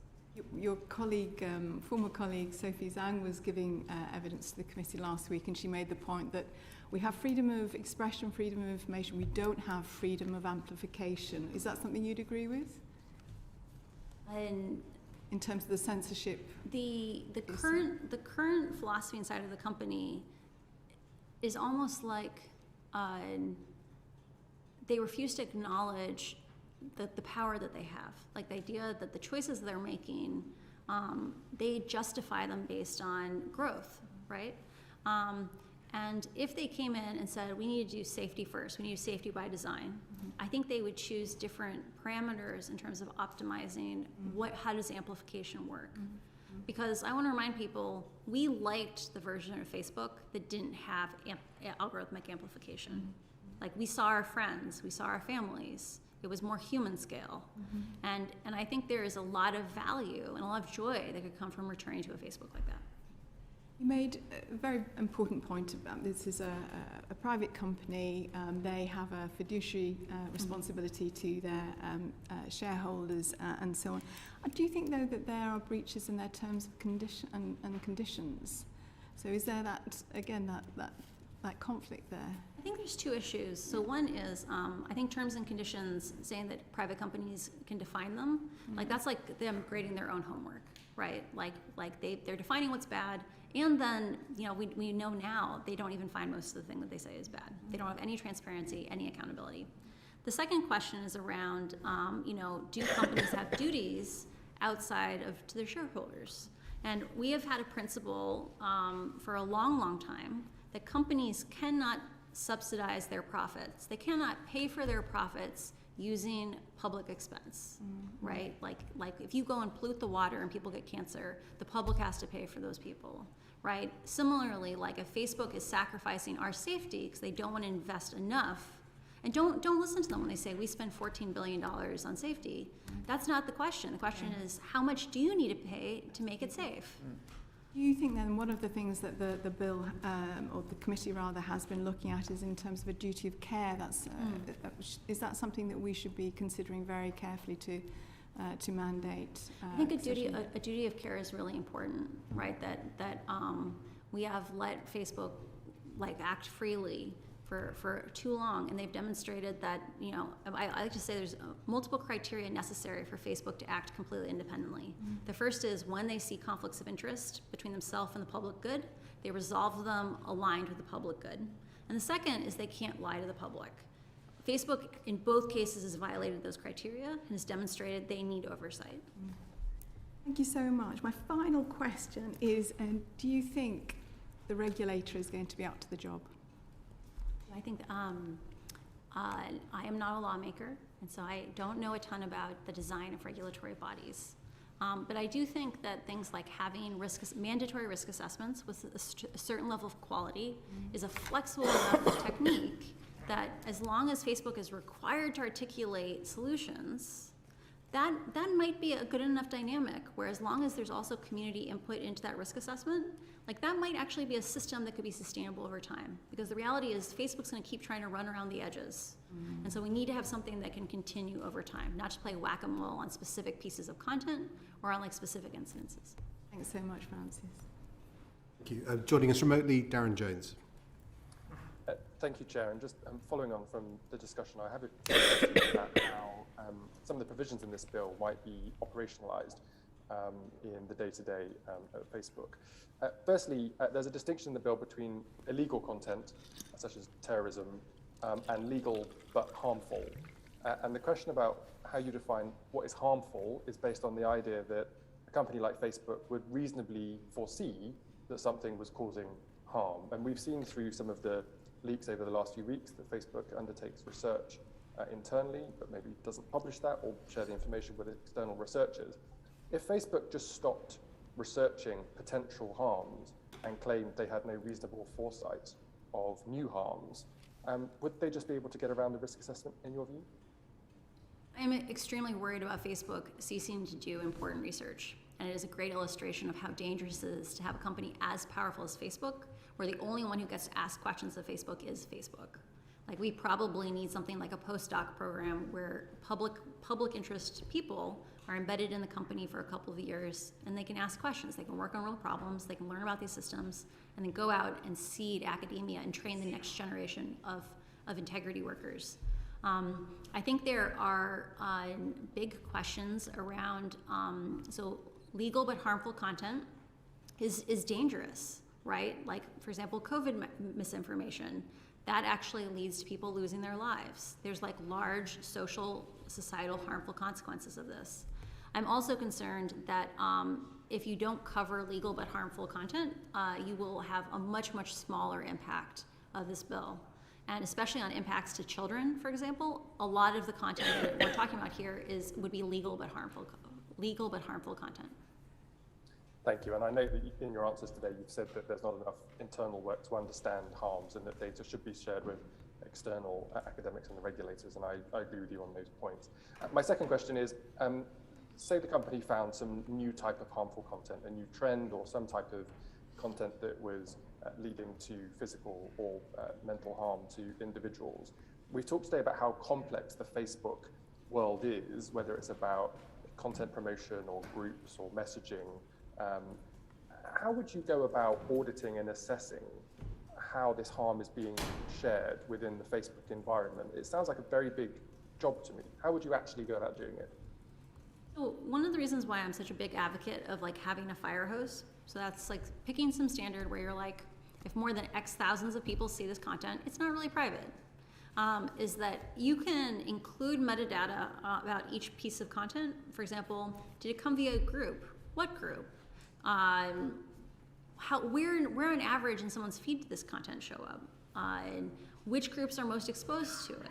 Imagine if we could tell, Facebook is actually distributing a lot of self-harm content to children, right? There's various metadata we could be releasing. And I think there is a really interesting opportunity that once more data is accessible outside of the company, I think a cottage industry will spring up amongst academics, amongst independent researchers. Like if I had access to this data, I would start a YouTube channel and I would just teach people about it, right? I can tell jokes for 15 minutes. I think there's opportunities where we will develop the muscle of oversight, but we will only develop the muscle of oversight if we have at least a peephole to look into Facebook. So if Facebook were to say to us, for example, well, if there's a unique and new type of harm that's been created, a new trend that's been appearing in private groups and is maybe being shared a little bit, because of the amount of content on the platform, it's really difficult for us to find it and assess that properly. You're saying that that's not true and they have the capabilities to do that. So, as I said earlier, I think it's really important for Facebook to have to publish which integrity systems exist, right? Like what content can they find? Because we should be able to have the public surface like, hey, we believe there's this harm here, and be like, oh, interesting, you don't actually look for that harm.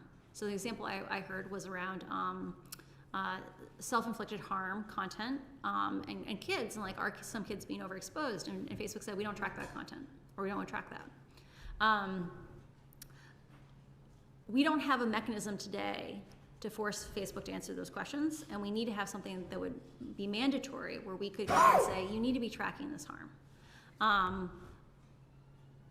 I'm sorry, I forgot your question. My apologies. Yeah. I think you've broadly answered it. Yeah. I just wanted you to answer to the question that they have the capacity to do this. My last two questions are more about corporate governance of the business. And I'm interested to know from your experience how the different teams within the business operate. So a question I've asked previously in this committee is, you know, the programmers who might be down the end of the corridor who are coding all of these algorithms will know a certain amount of information. The product teams that build products will know a bit about what the programmers have done, but probably not the whole thing and how it works properly.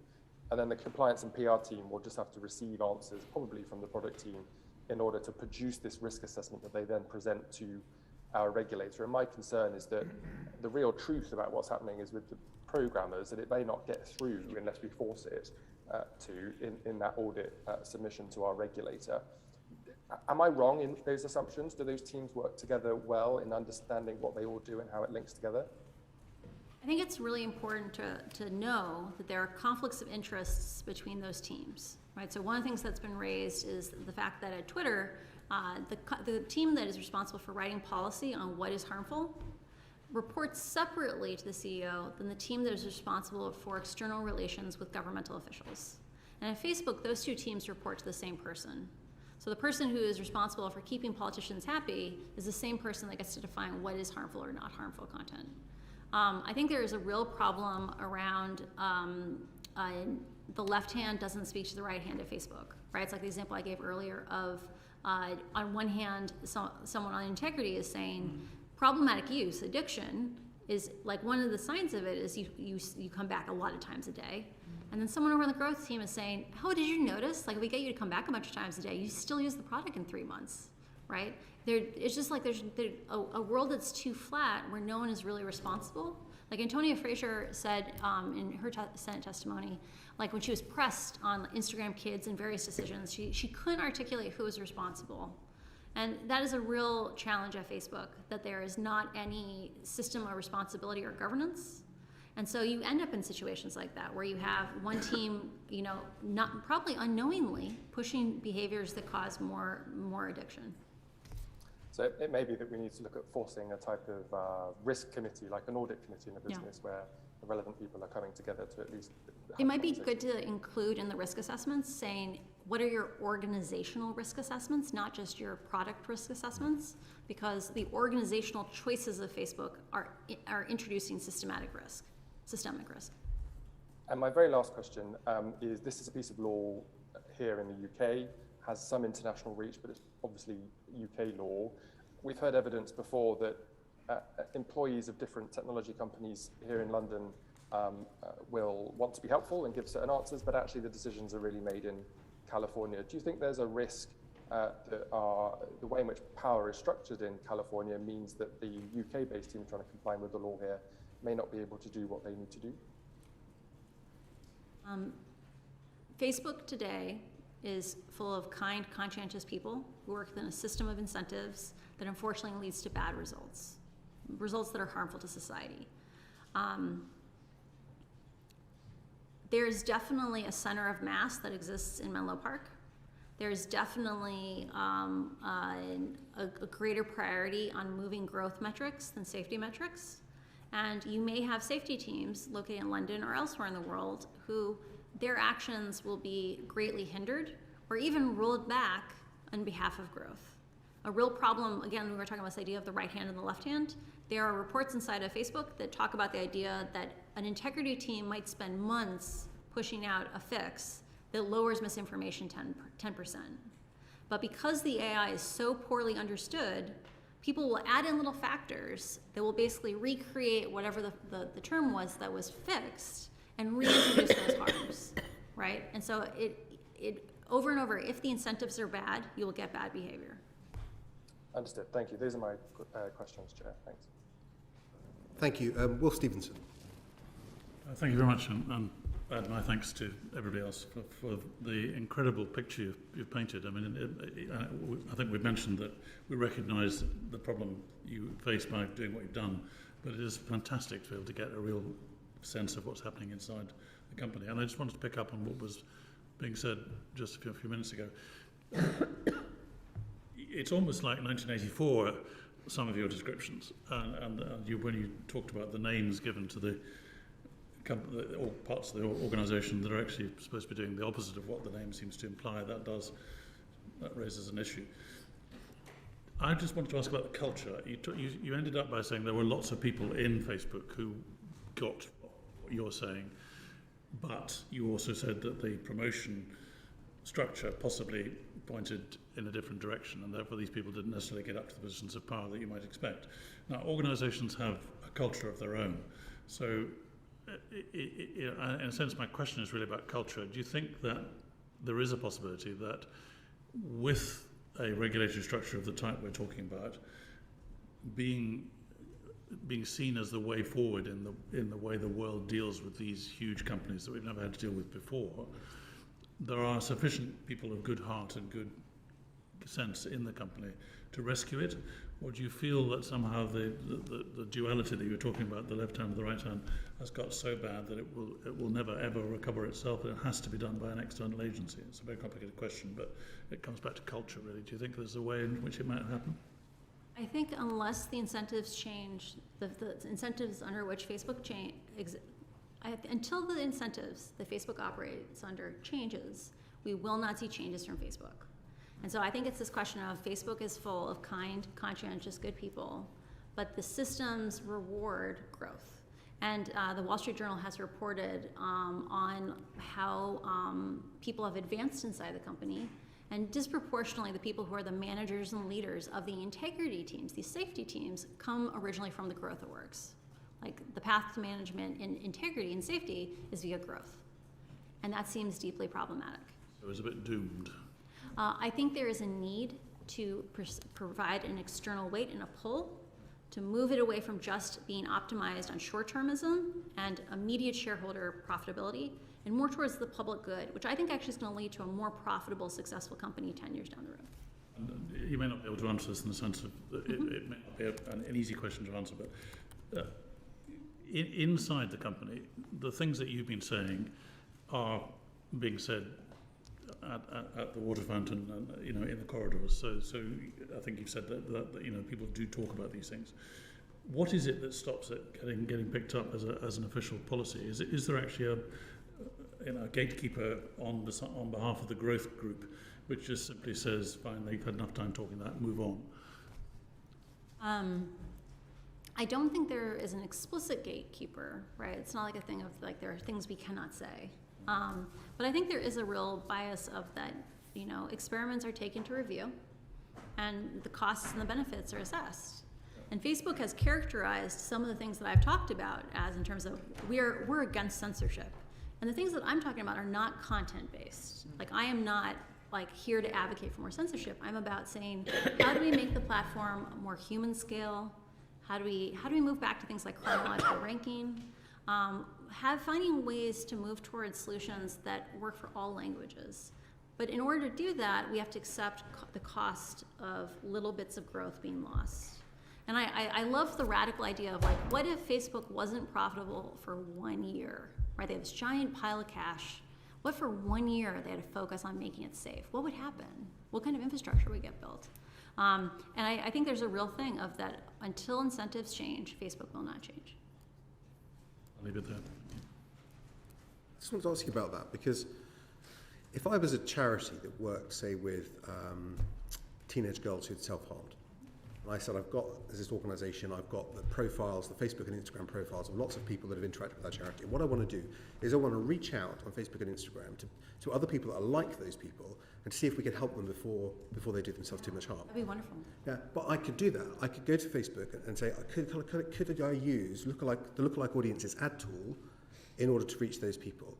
And they would happily sell that to me to do it. And they have the data to find the closest possible data matches to young people who are self-abusing for the purpose of selling advertising. Couldn't be simpler, the way the platform's designed. But yet, if you ask the same question around saying, well, why don't you do more to reach out and help people that are actually in danger of self-harming, why don't you stop it? Why don't you proactively reach out? And not only do they not do that, they'll sell you an ad to do it, they won't do it themselves, but actually worse than that, they're continually feeding those self-same vulnerable people with content that's likely to make them even more vulnerable. Yeah. And I don't see how that is as a company that is good, kind, and conscientious. There's a difference between systems, and I always come back to this question of what are the incentives and what system do those incentives create? And I can only tell you what I saw at Facebook, which is I saw kind, conscientious people, but they were limited by the actions of the system they worked under. And that's part of why regulation is so important. And the example you give of one, amplification of interests. So Facebook has run the experiment where they get exposed to very centrist interests like healthy recipes. And just by following the recommendations on Instagram, they're led to anorexia content very fast, within a week, right? Just by following the recommendations, because extreme polarizing content is the ones that get rewarded by engagement-based ranking. I have never heard described what you just described, i.e. using the lookalike tools that exist today. If you want to target ads today, you can take an audience, like maybe people who bought your product previously, and find a lookalike audience. It's very profitable. Advertisers love this tool. I've never thought about using it to reach out critical content to people who might be in danger. Right now, the number of people who see the current self-harm tools, so this is like Facebook loves to brag about how they built tools to protect kids or like protect people who might have eating disorders. Those tools trigger on the order of hundreds of times a day. Hundreds. We're not talking hundreds of thousands, hundreds globally.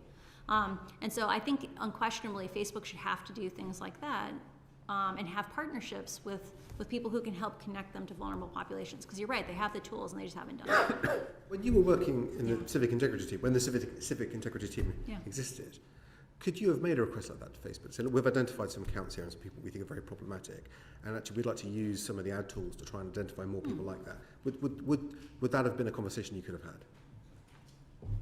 I've had that conversation. There is a concept known as defensibility inside the company, where they are very careful about any action which they believe is not defensible. And things that are statistically likely but are not proven to be bad, they're very hesitant to do. So like, let's imagine you found some terrorists and you were looking for other people who are at risk of being recruited for terrorism, or cartels. This happens in Mexico.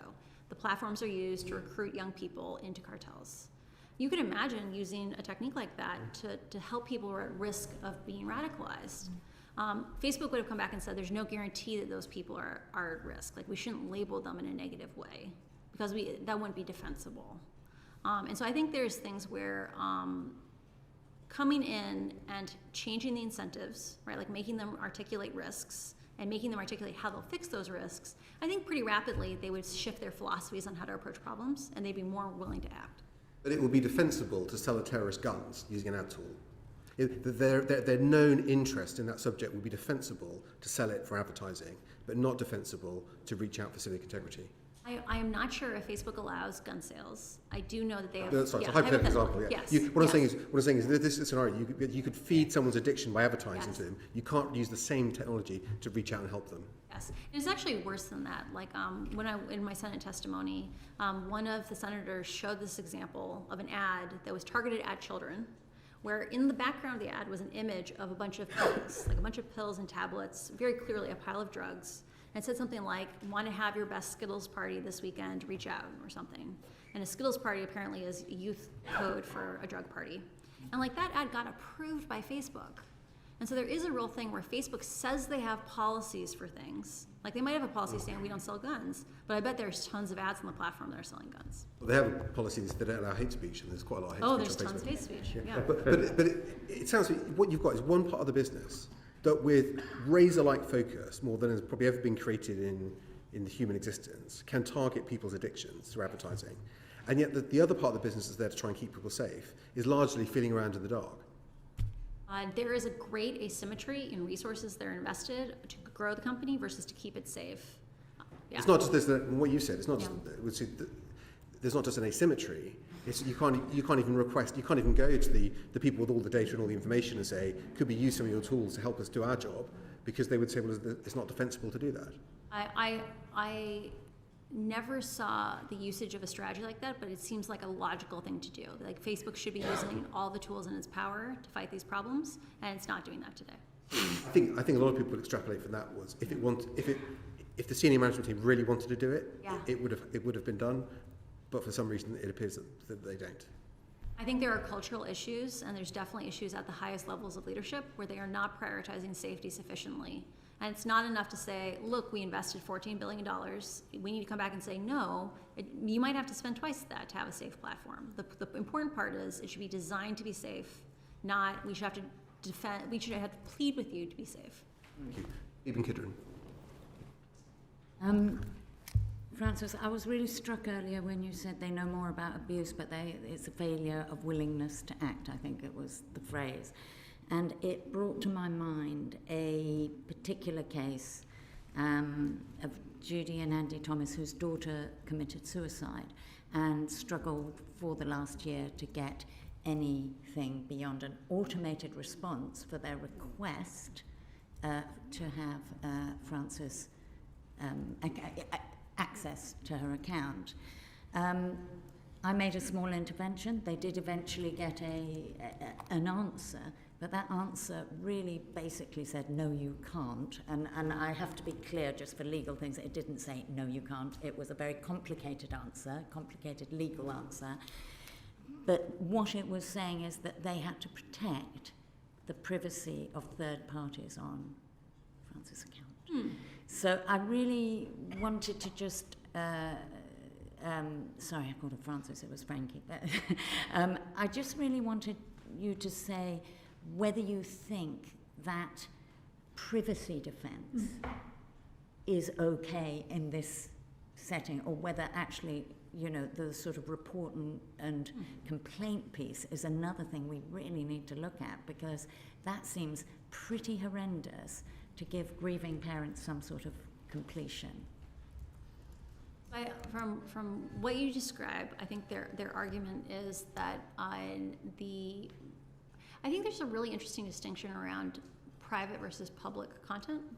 Like they could have come in and said, at least for the public content that she viewed, like the worldwide available content, we can show you that content. Like I think they probably should have come in and done that. I wouldn't be surprised if they no longer had the data.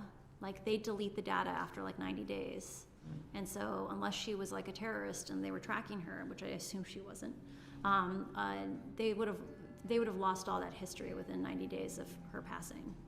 And that is a recurrent thing that Facebook does, is that they know that whatever their sins are, it will recede into the fog of time within 90 days.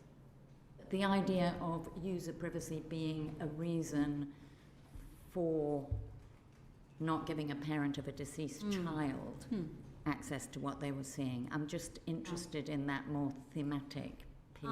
I think there is an unwillingness at Facebook to acknowledge that they are responsible to anyone, right? They don't disclose data. Like there's lots of ways to disclose data in a privacy conscious way. You just have to want to do it. And Facebook has shown over and over again, not just that you don't want to release that data, that even when they do release that data, they often mislead people and lie in its construction. Like they did this with researchers a couple of months ago. They literally released misinformation using assumptions that they did not disclose to the researchers that were misleading.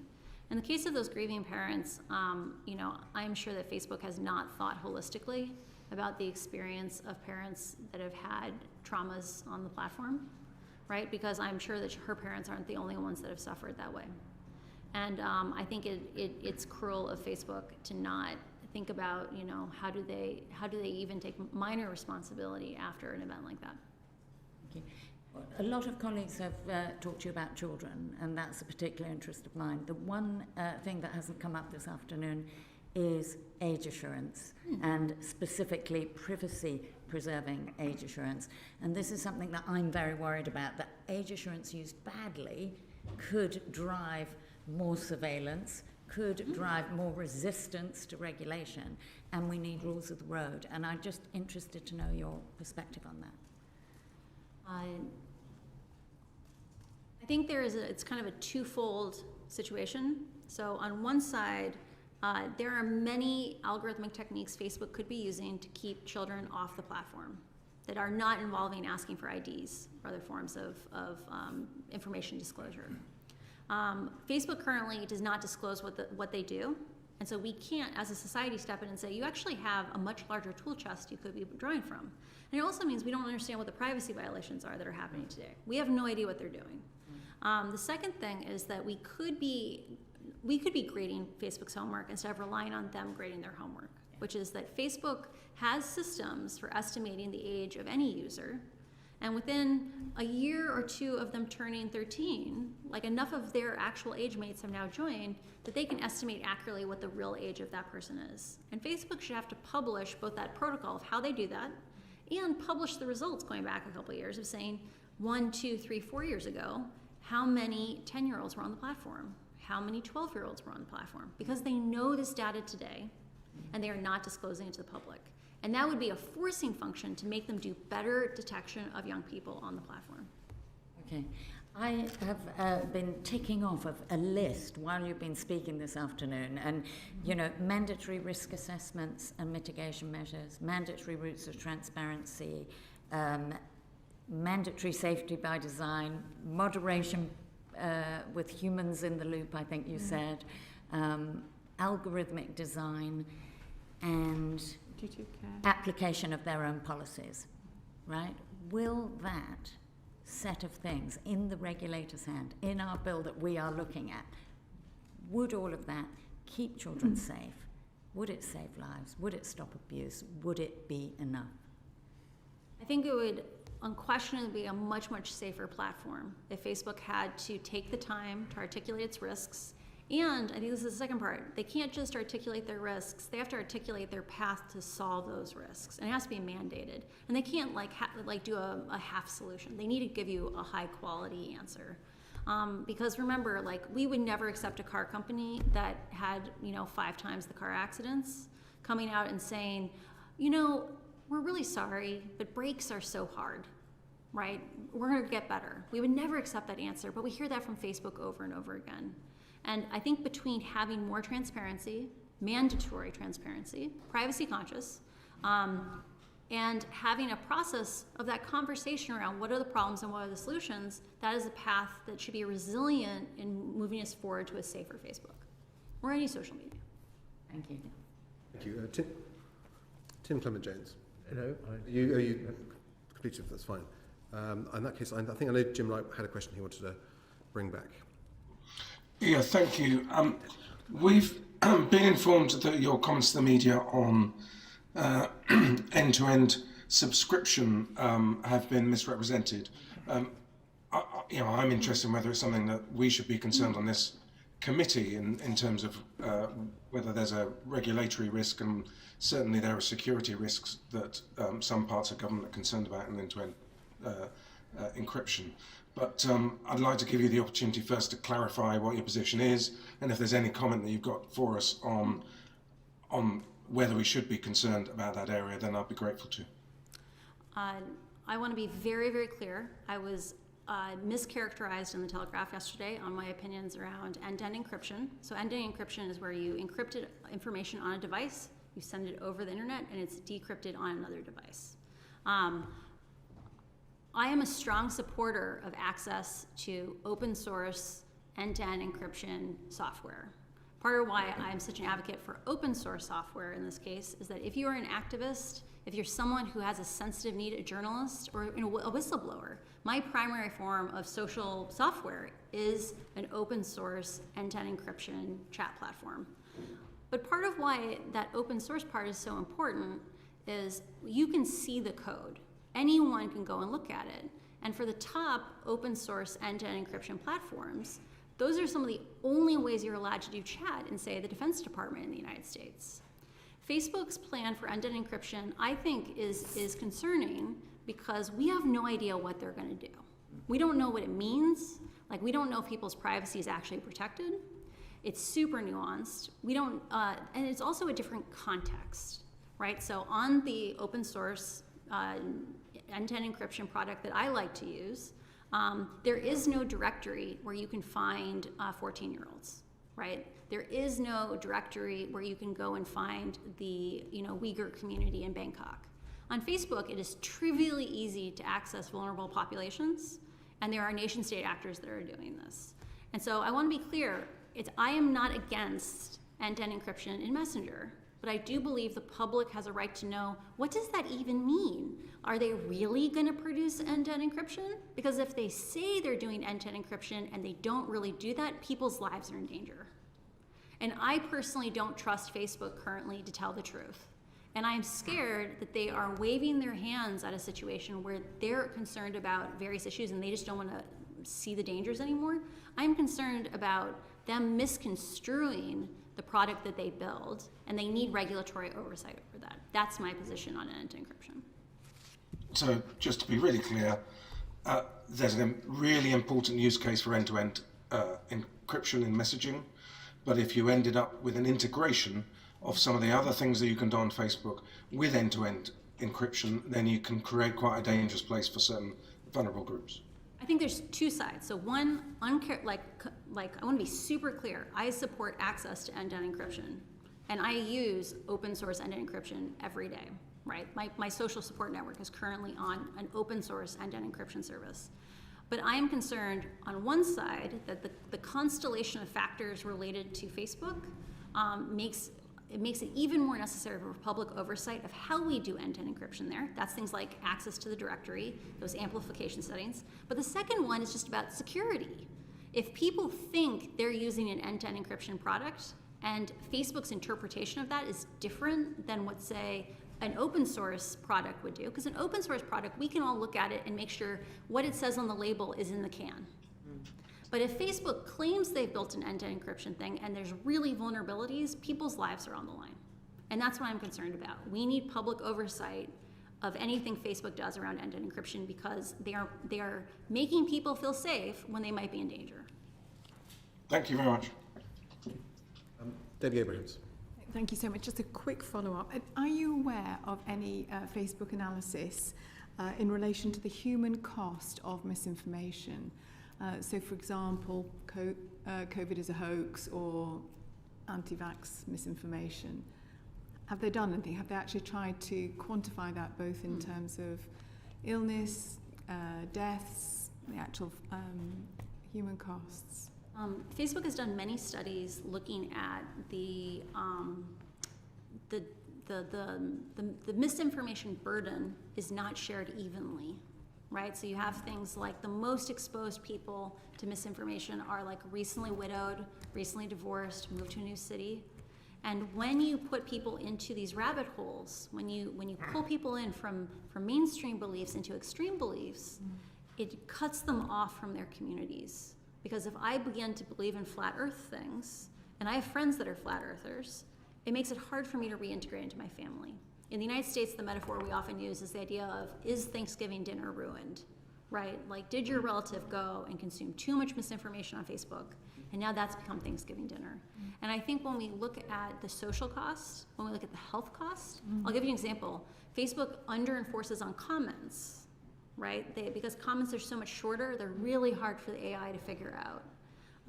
Right now, groups like UNICEF have really struggled, even with the free ad credits that Facebook has given them, because they will promote positive information about the vaccine or about ways to take care of yourself with COVID, and they'll get piled on in the comments. And so Facebook's own documents talk about UNICEF saying how much more impact would those ad dollars have had if they hadn't been buried in toxic content. Thank you so much. Thank you. Dean Russell. Thank you, Chair. I just wanted to build on a comment you made earlier, if that's okay. You mentioned about this idea of skills parties, or I think if I'd heard it right. And it occurred to me, actually, how do the platforms evolve in terms of the language? Obviously, we've talked about different types of languages, but thinking of English, within English, there's huge differences between American English and English, if you can call it that, British English, but also the slang that's used. And when you were mentioning that, it occurred to me a few weeks ago, I had someone on Facebook on that they'd met me in a pub previously and they wished they'd given me a Glasgow hug, which it turns out is worse than a Glasgow kiss. It actually means to stab me. Within the time of somebody of that being reported, I only found out about this afterwards. It was reported initially to Facebook. They said it didn't break any of their rules. I believe someone else then reported it and a few others, and it eventually got took down either by the page it was on or by Facebook. In that time, someone else had put on it. They'd met me during an election campaign, and they wished they'd given me a Glasgow hug as well. So in other words, two people wanting to stab me publicly on the platform. Now, when that was reported and clarified to Facebook that a Glasgow hug meant to stab me, separate from a Glasgow kiss, which I think is a headbutt, which is just was awful. I wonder, do you know within Facebook, would it learn from that? Would it know the next time somebody says they want to give someone a Glasgow hug that they mean to stab them, or would that just be lost into the ether? I think it is likely that it would get lost into the ether, right? That the process, Facebook is very cautious about how they evolve lists around things like hate speech or threats. And I did not see a great deal of regionalization, which is what is necessary to do content-based interventions. I did not see them investing in a very high level of regionalization that would be necessary to do that effectively.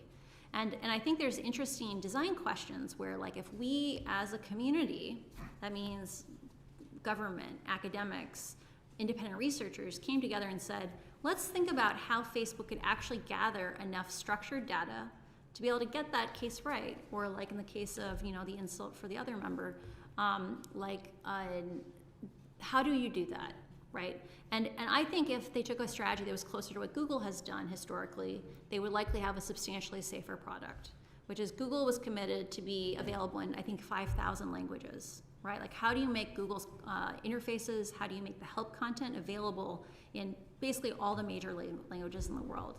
And the way they did that was they invested in a community program where they said, we need the help of the community to make this accessible. And if Facebook invested the time and effort and the collaborations with academia or with other researchers, the government, to figure out collaborative strategies for producing this structured data, I think we'd have a way safer Facebook. I don't support their current integrity strategies. I think content-based solutions are not great, but they could be so much better than they are today. So let's make the platform safer, and if you want to continue to use AI, let's figure out how to actually do it in a way that protects you from Scottish English, not just from American English. Right? Thank you. And just a further question on that, because that, for me, builds into this question of the evolution of these platforms, the learning that they have, but also future-proofing this bill against future changes. At the moment, we talk a lot about Facebook and Google and Twitter and all those things as being looked at on a screen, but increasingly they are working in the realms of virtual reality. Obviously, there's Oculus Rift as well, which will increasingly enable user-generated content or engagement.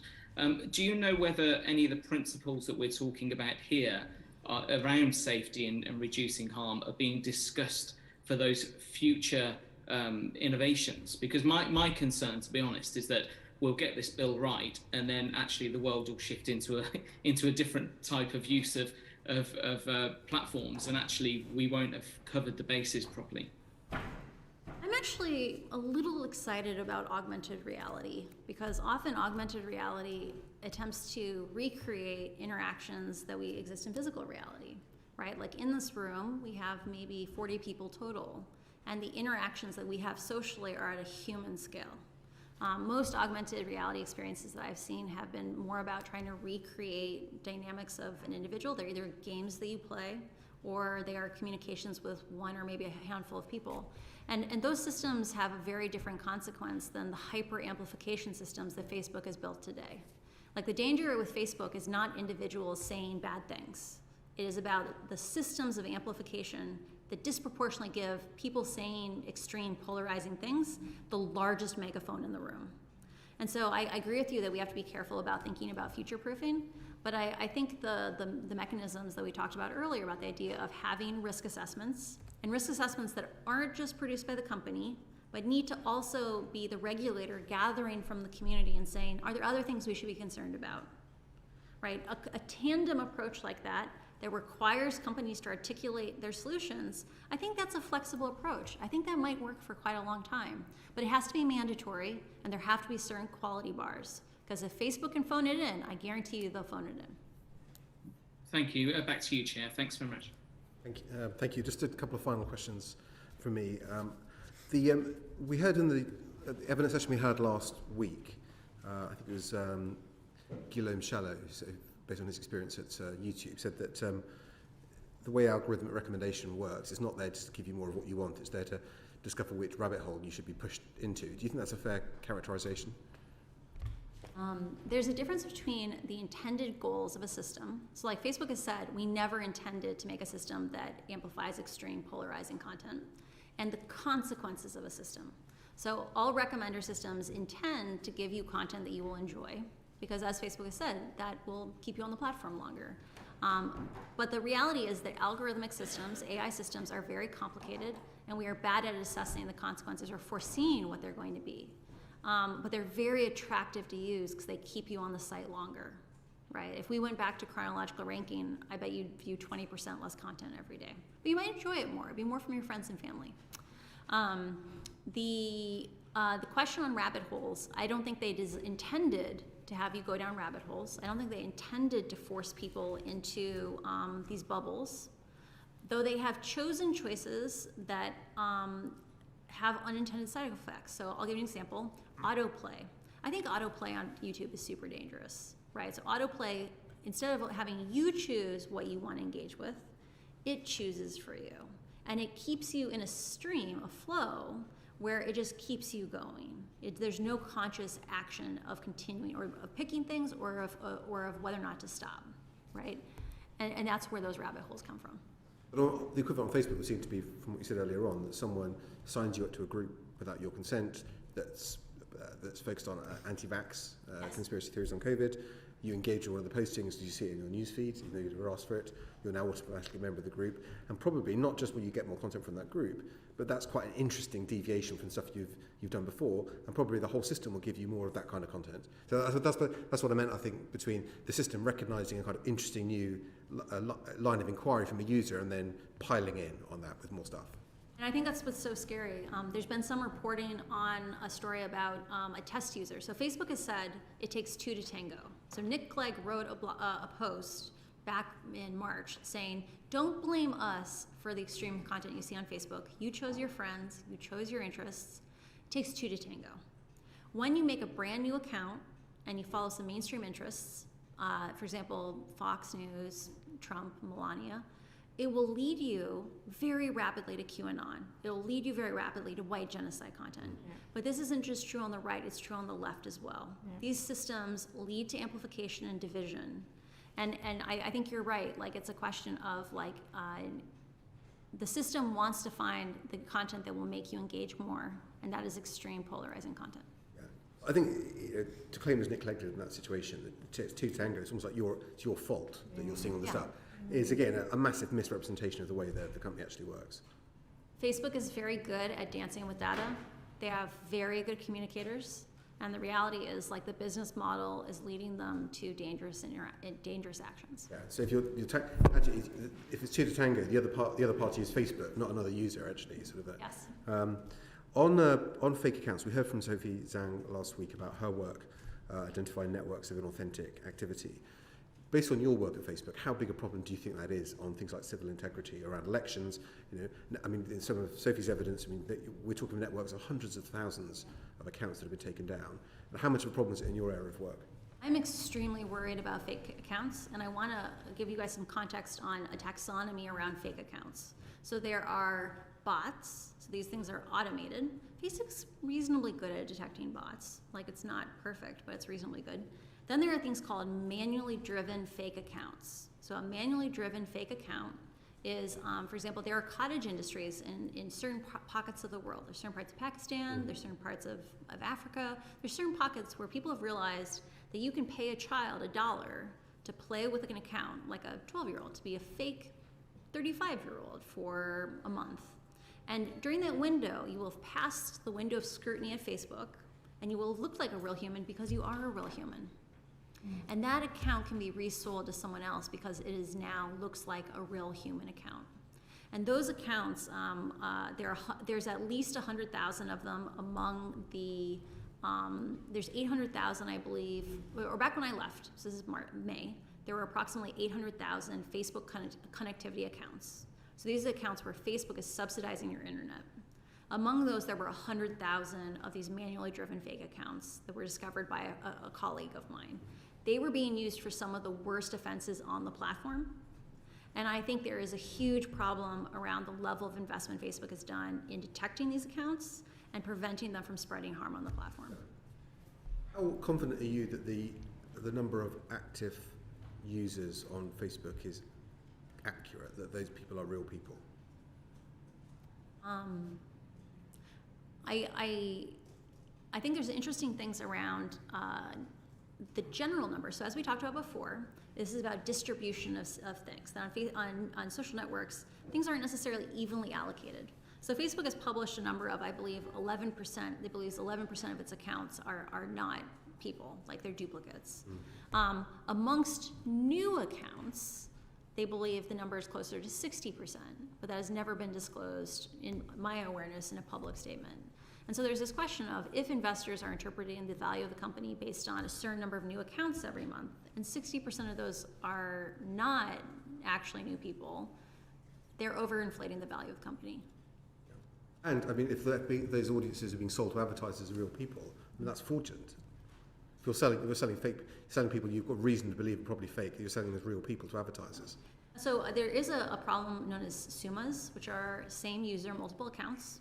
And we had documentation that said, or excuse me, I found documentation that said for reach and frequency advertising, so let's say you're targeting a very specific population. Maybe they're highly affluent and slightly quirky individuals, and you're going to sell them some very specific product. Facebook is amazing for these niches because maybe there's only 100,000 people in the United States that you want to reach, but you can get all of them, right? Facebook has put in controls called reach and frequency advertising. So you say, I don't want to reach someone more than 7 times or maybe 10 times because that 30th impression, it's not very effective. And Facebook's internal research says that those systems, the reach and frequency advertising systems, were not accurate because they didn't take into consideration these same user multiple account effects. So that is definitely Facebook overcharging people for their product. That presumably works in the same way on Instagram as well. I'm sure it does. And there have been concerns raised about, in particular, young people encouraged to have multiple duplicate accounts on Facebook. Is that a concern? Sorry, on Instagram, have duplicate accounts on Instagram. Is that something you share from a safety? Do you share that concern from a safety point of view? I think that there were. I was present for multiple conversations during my time in civic integrity, where they discussed the idea that, on Facebook, the real names policy and the policies against their authenticity policies, those are security features. And then on Instagram, because they didn't have that same contract, there were many accounts that would have been taken down on Facebook for coordinated behavior and other things, that because they weren't inauthentic, it was harder to take them down. And so I think in the case of teenagers, encouraging teenagers to make private accounts so that, say, their parents can't understand what's happening in their lives, I think is really dangerous. And there should be more family-centric integrity interventions that think about the family as an ecosystem. Yeah, because as you say, a young person engaging with harmful content, problematic content, probably do it using a different account while their parents see the one that they think they should have. But I mean, do you think that policy needs to change? Do you think the system can be made to work on Instagram as it does today? I don't think I know enough about Instagram's behavior in that way to give a good opinion. Okay, but as a kind of concerned citizen who's worked in technology. I strongly believe that Facebook is not transparent enough today, and that it's difficult for us to actually figure out the right thing to do because we are not told accurate information about how the system itself works. Yeah. And that's unacceptable. I think we'd agree with that. I think that's a good summation of, I think, a lot of what we've been talking about this afternoon. I think that concludes the questions from the committee. So we'd just like to thank you for your evidence and for taking the trouble to visit us here in Westminster. Thank you so much for the opportunity. Thank you. Thank you very much.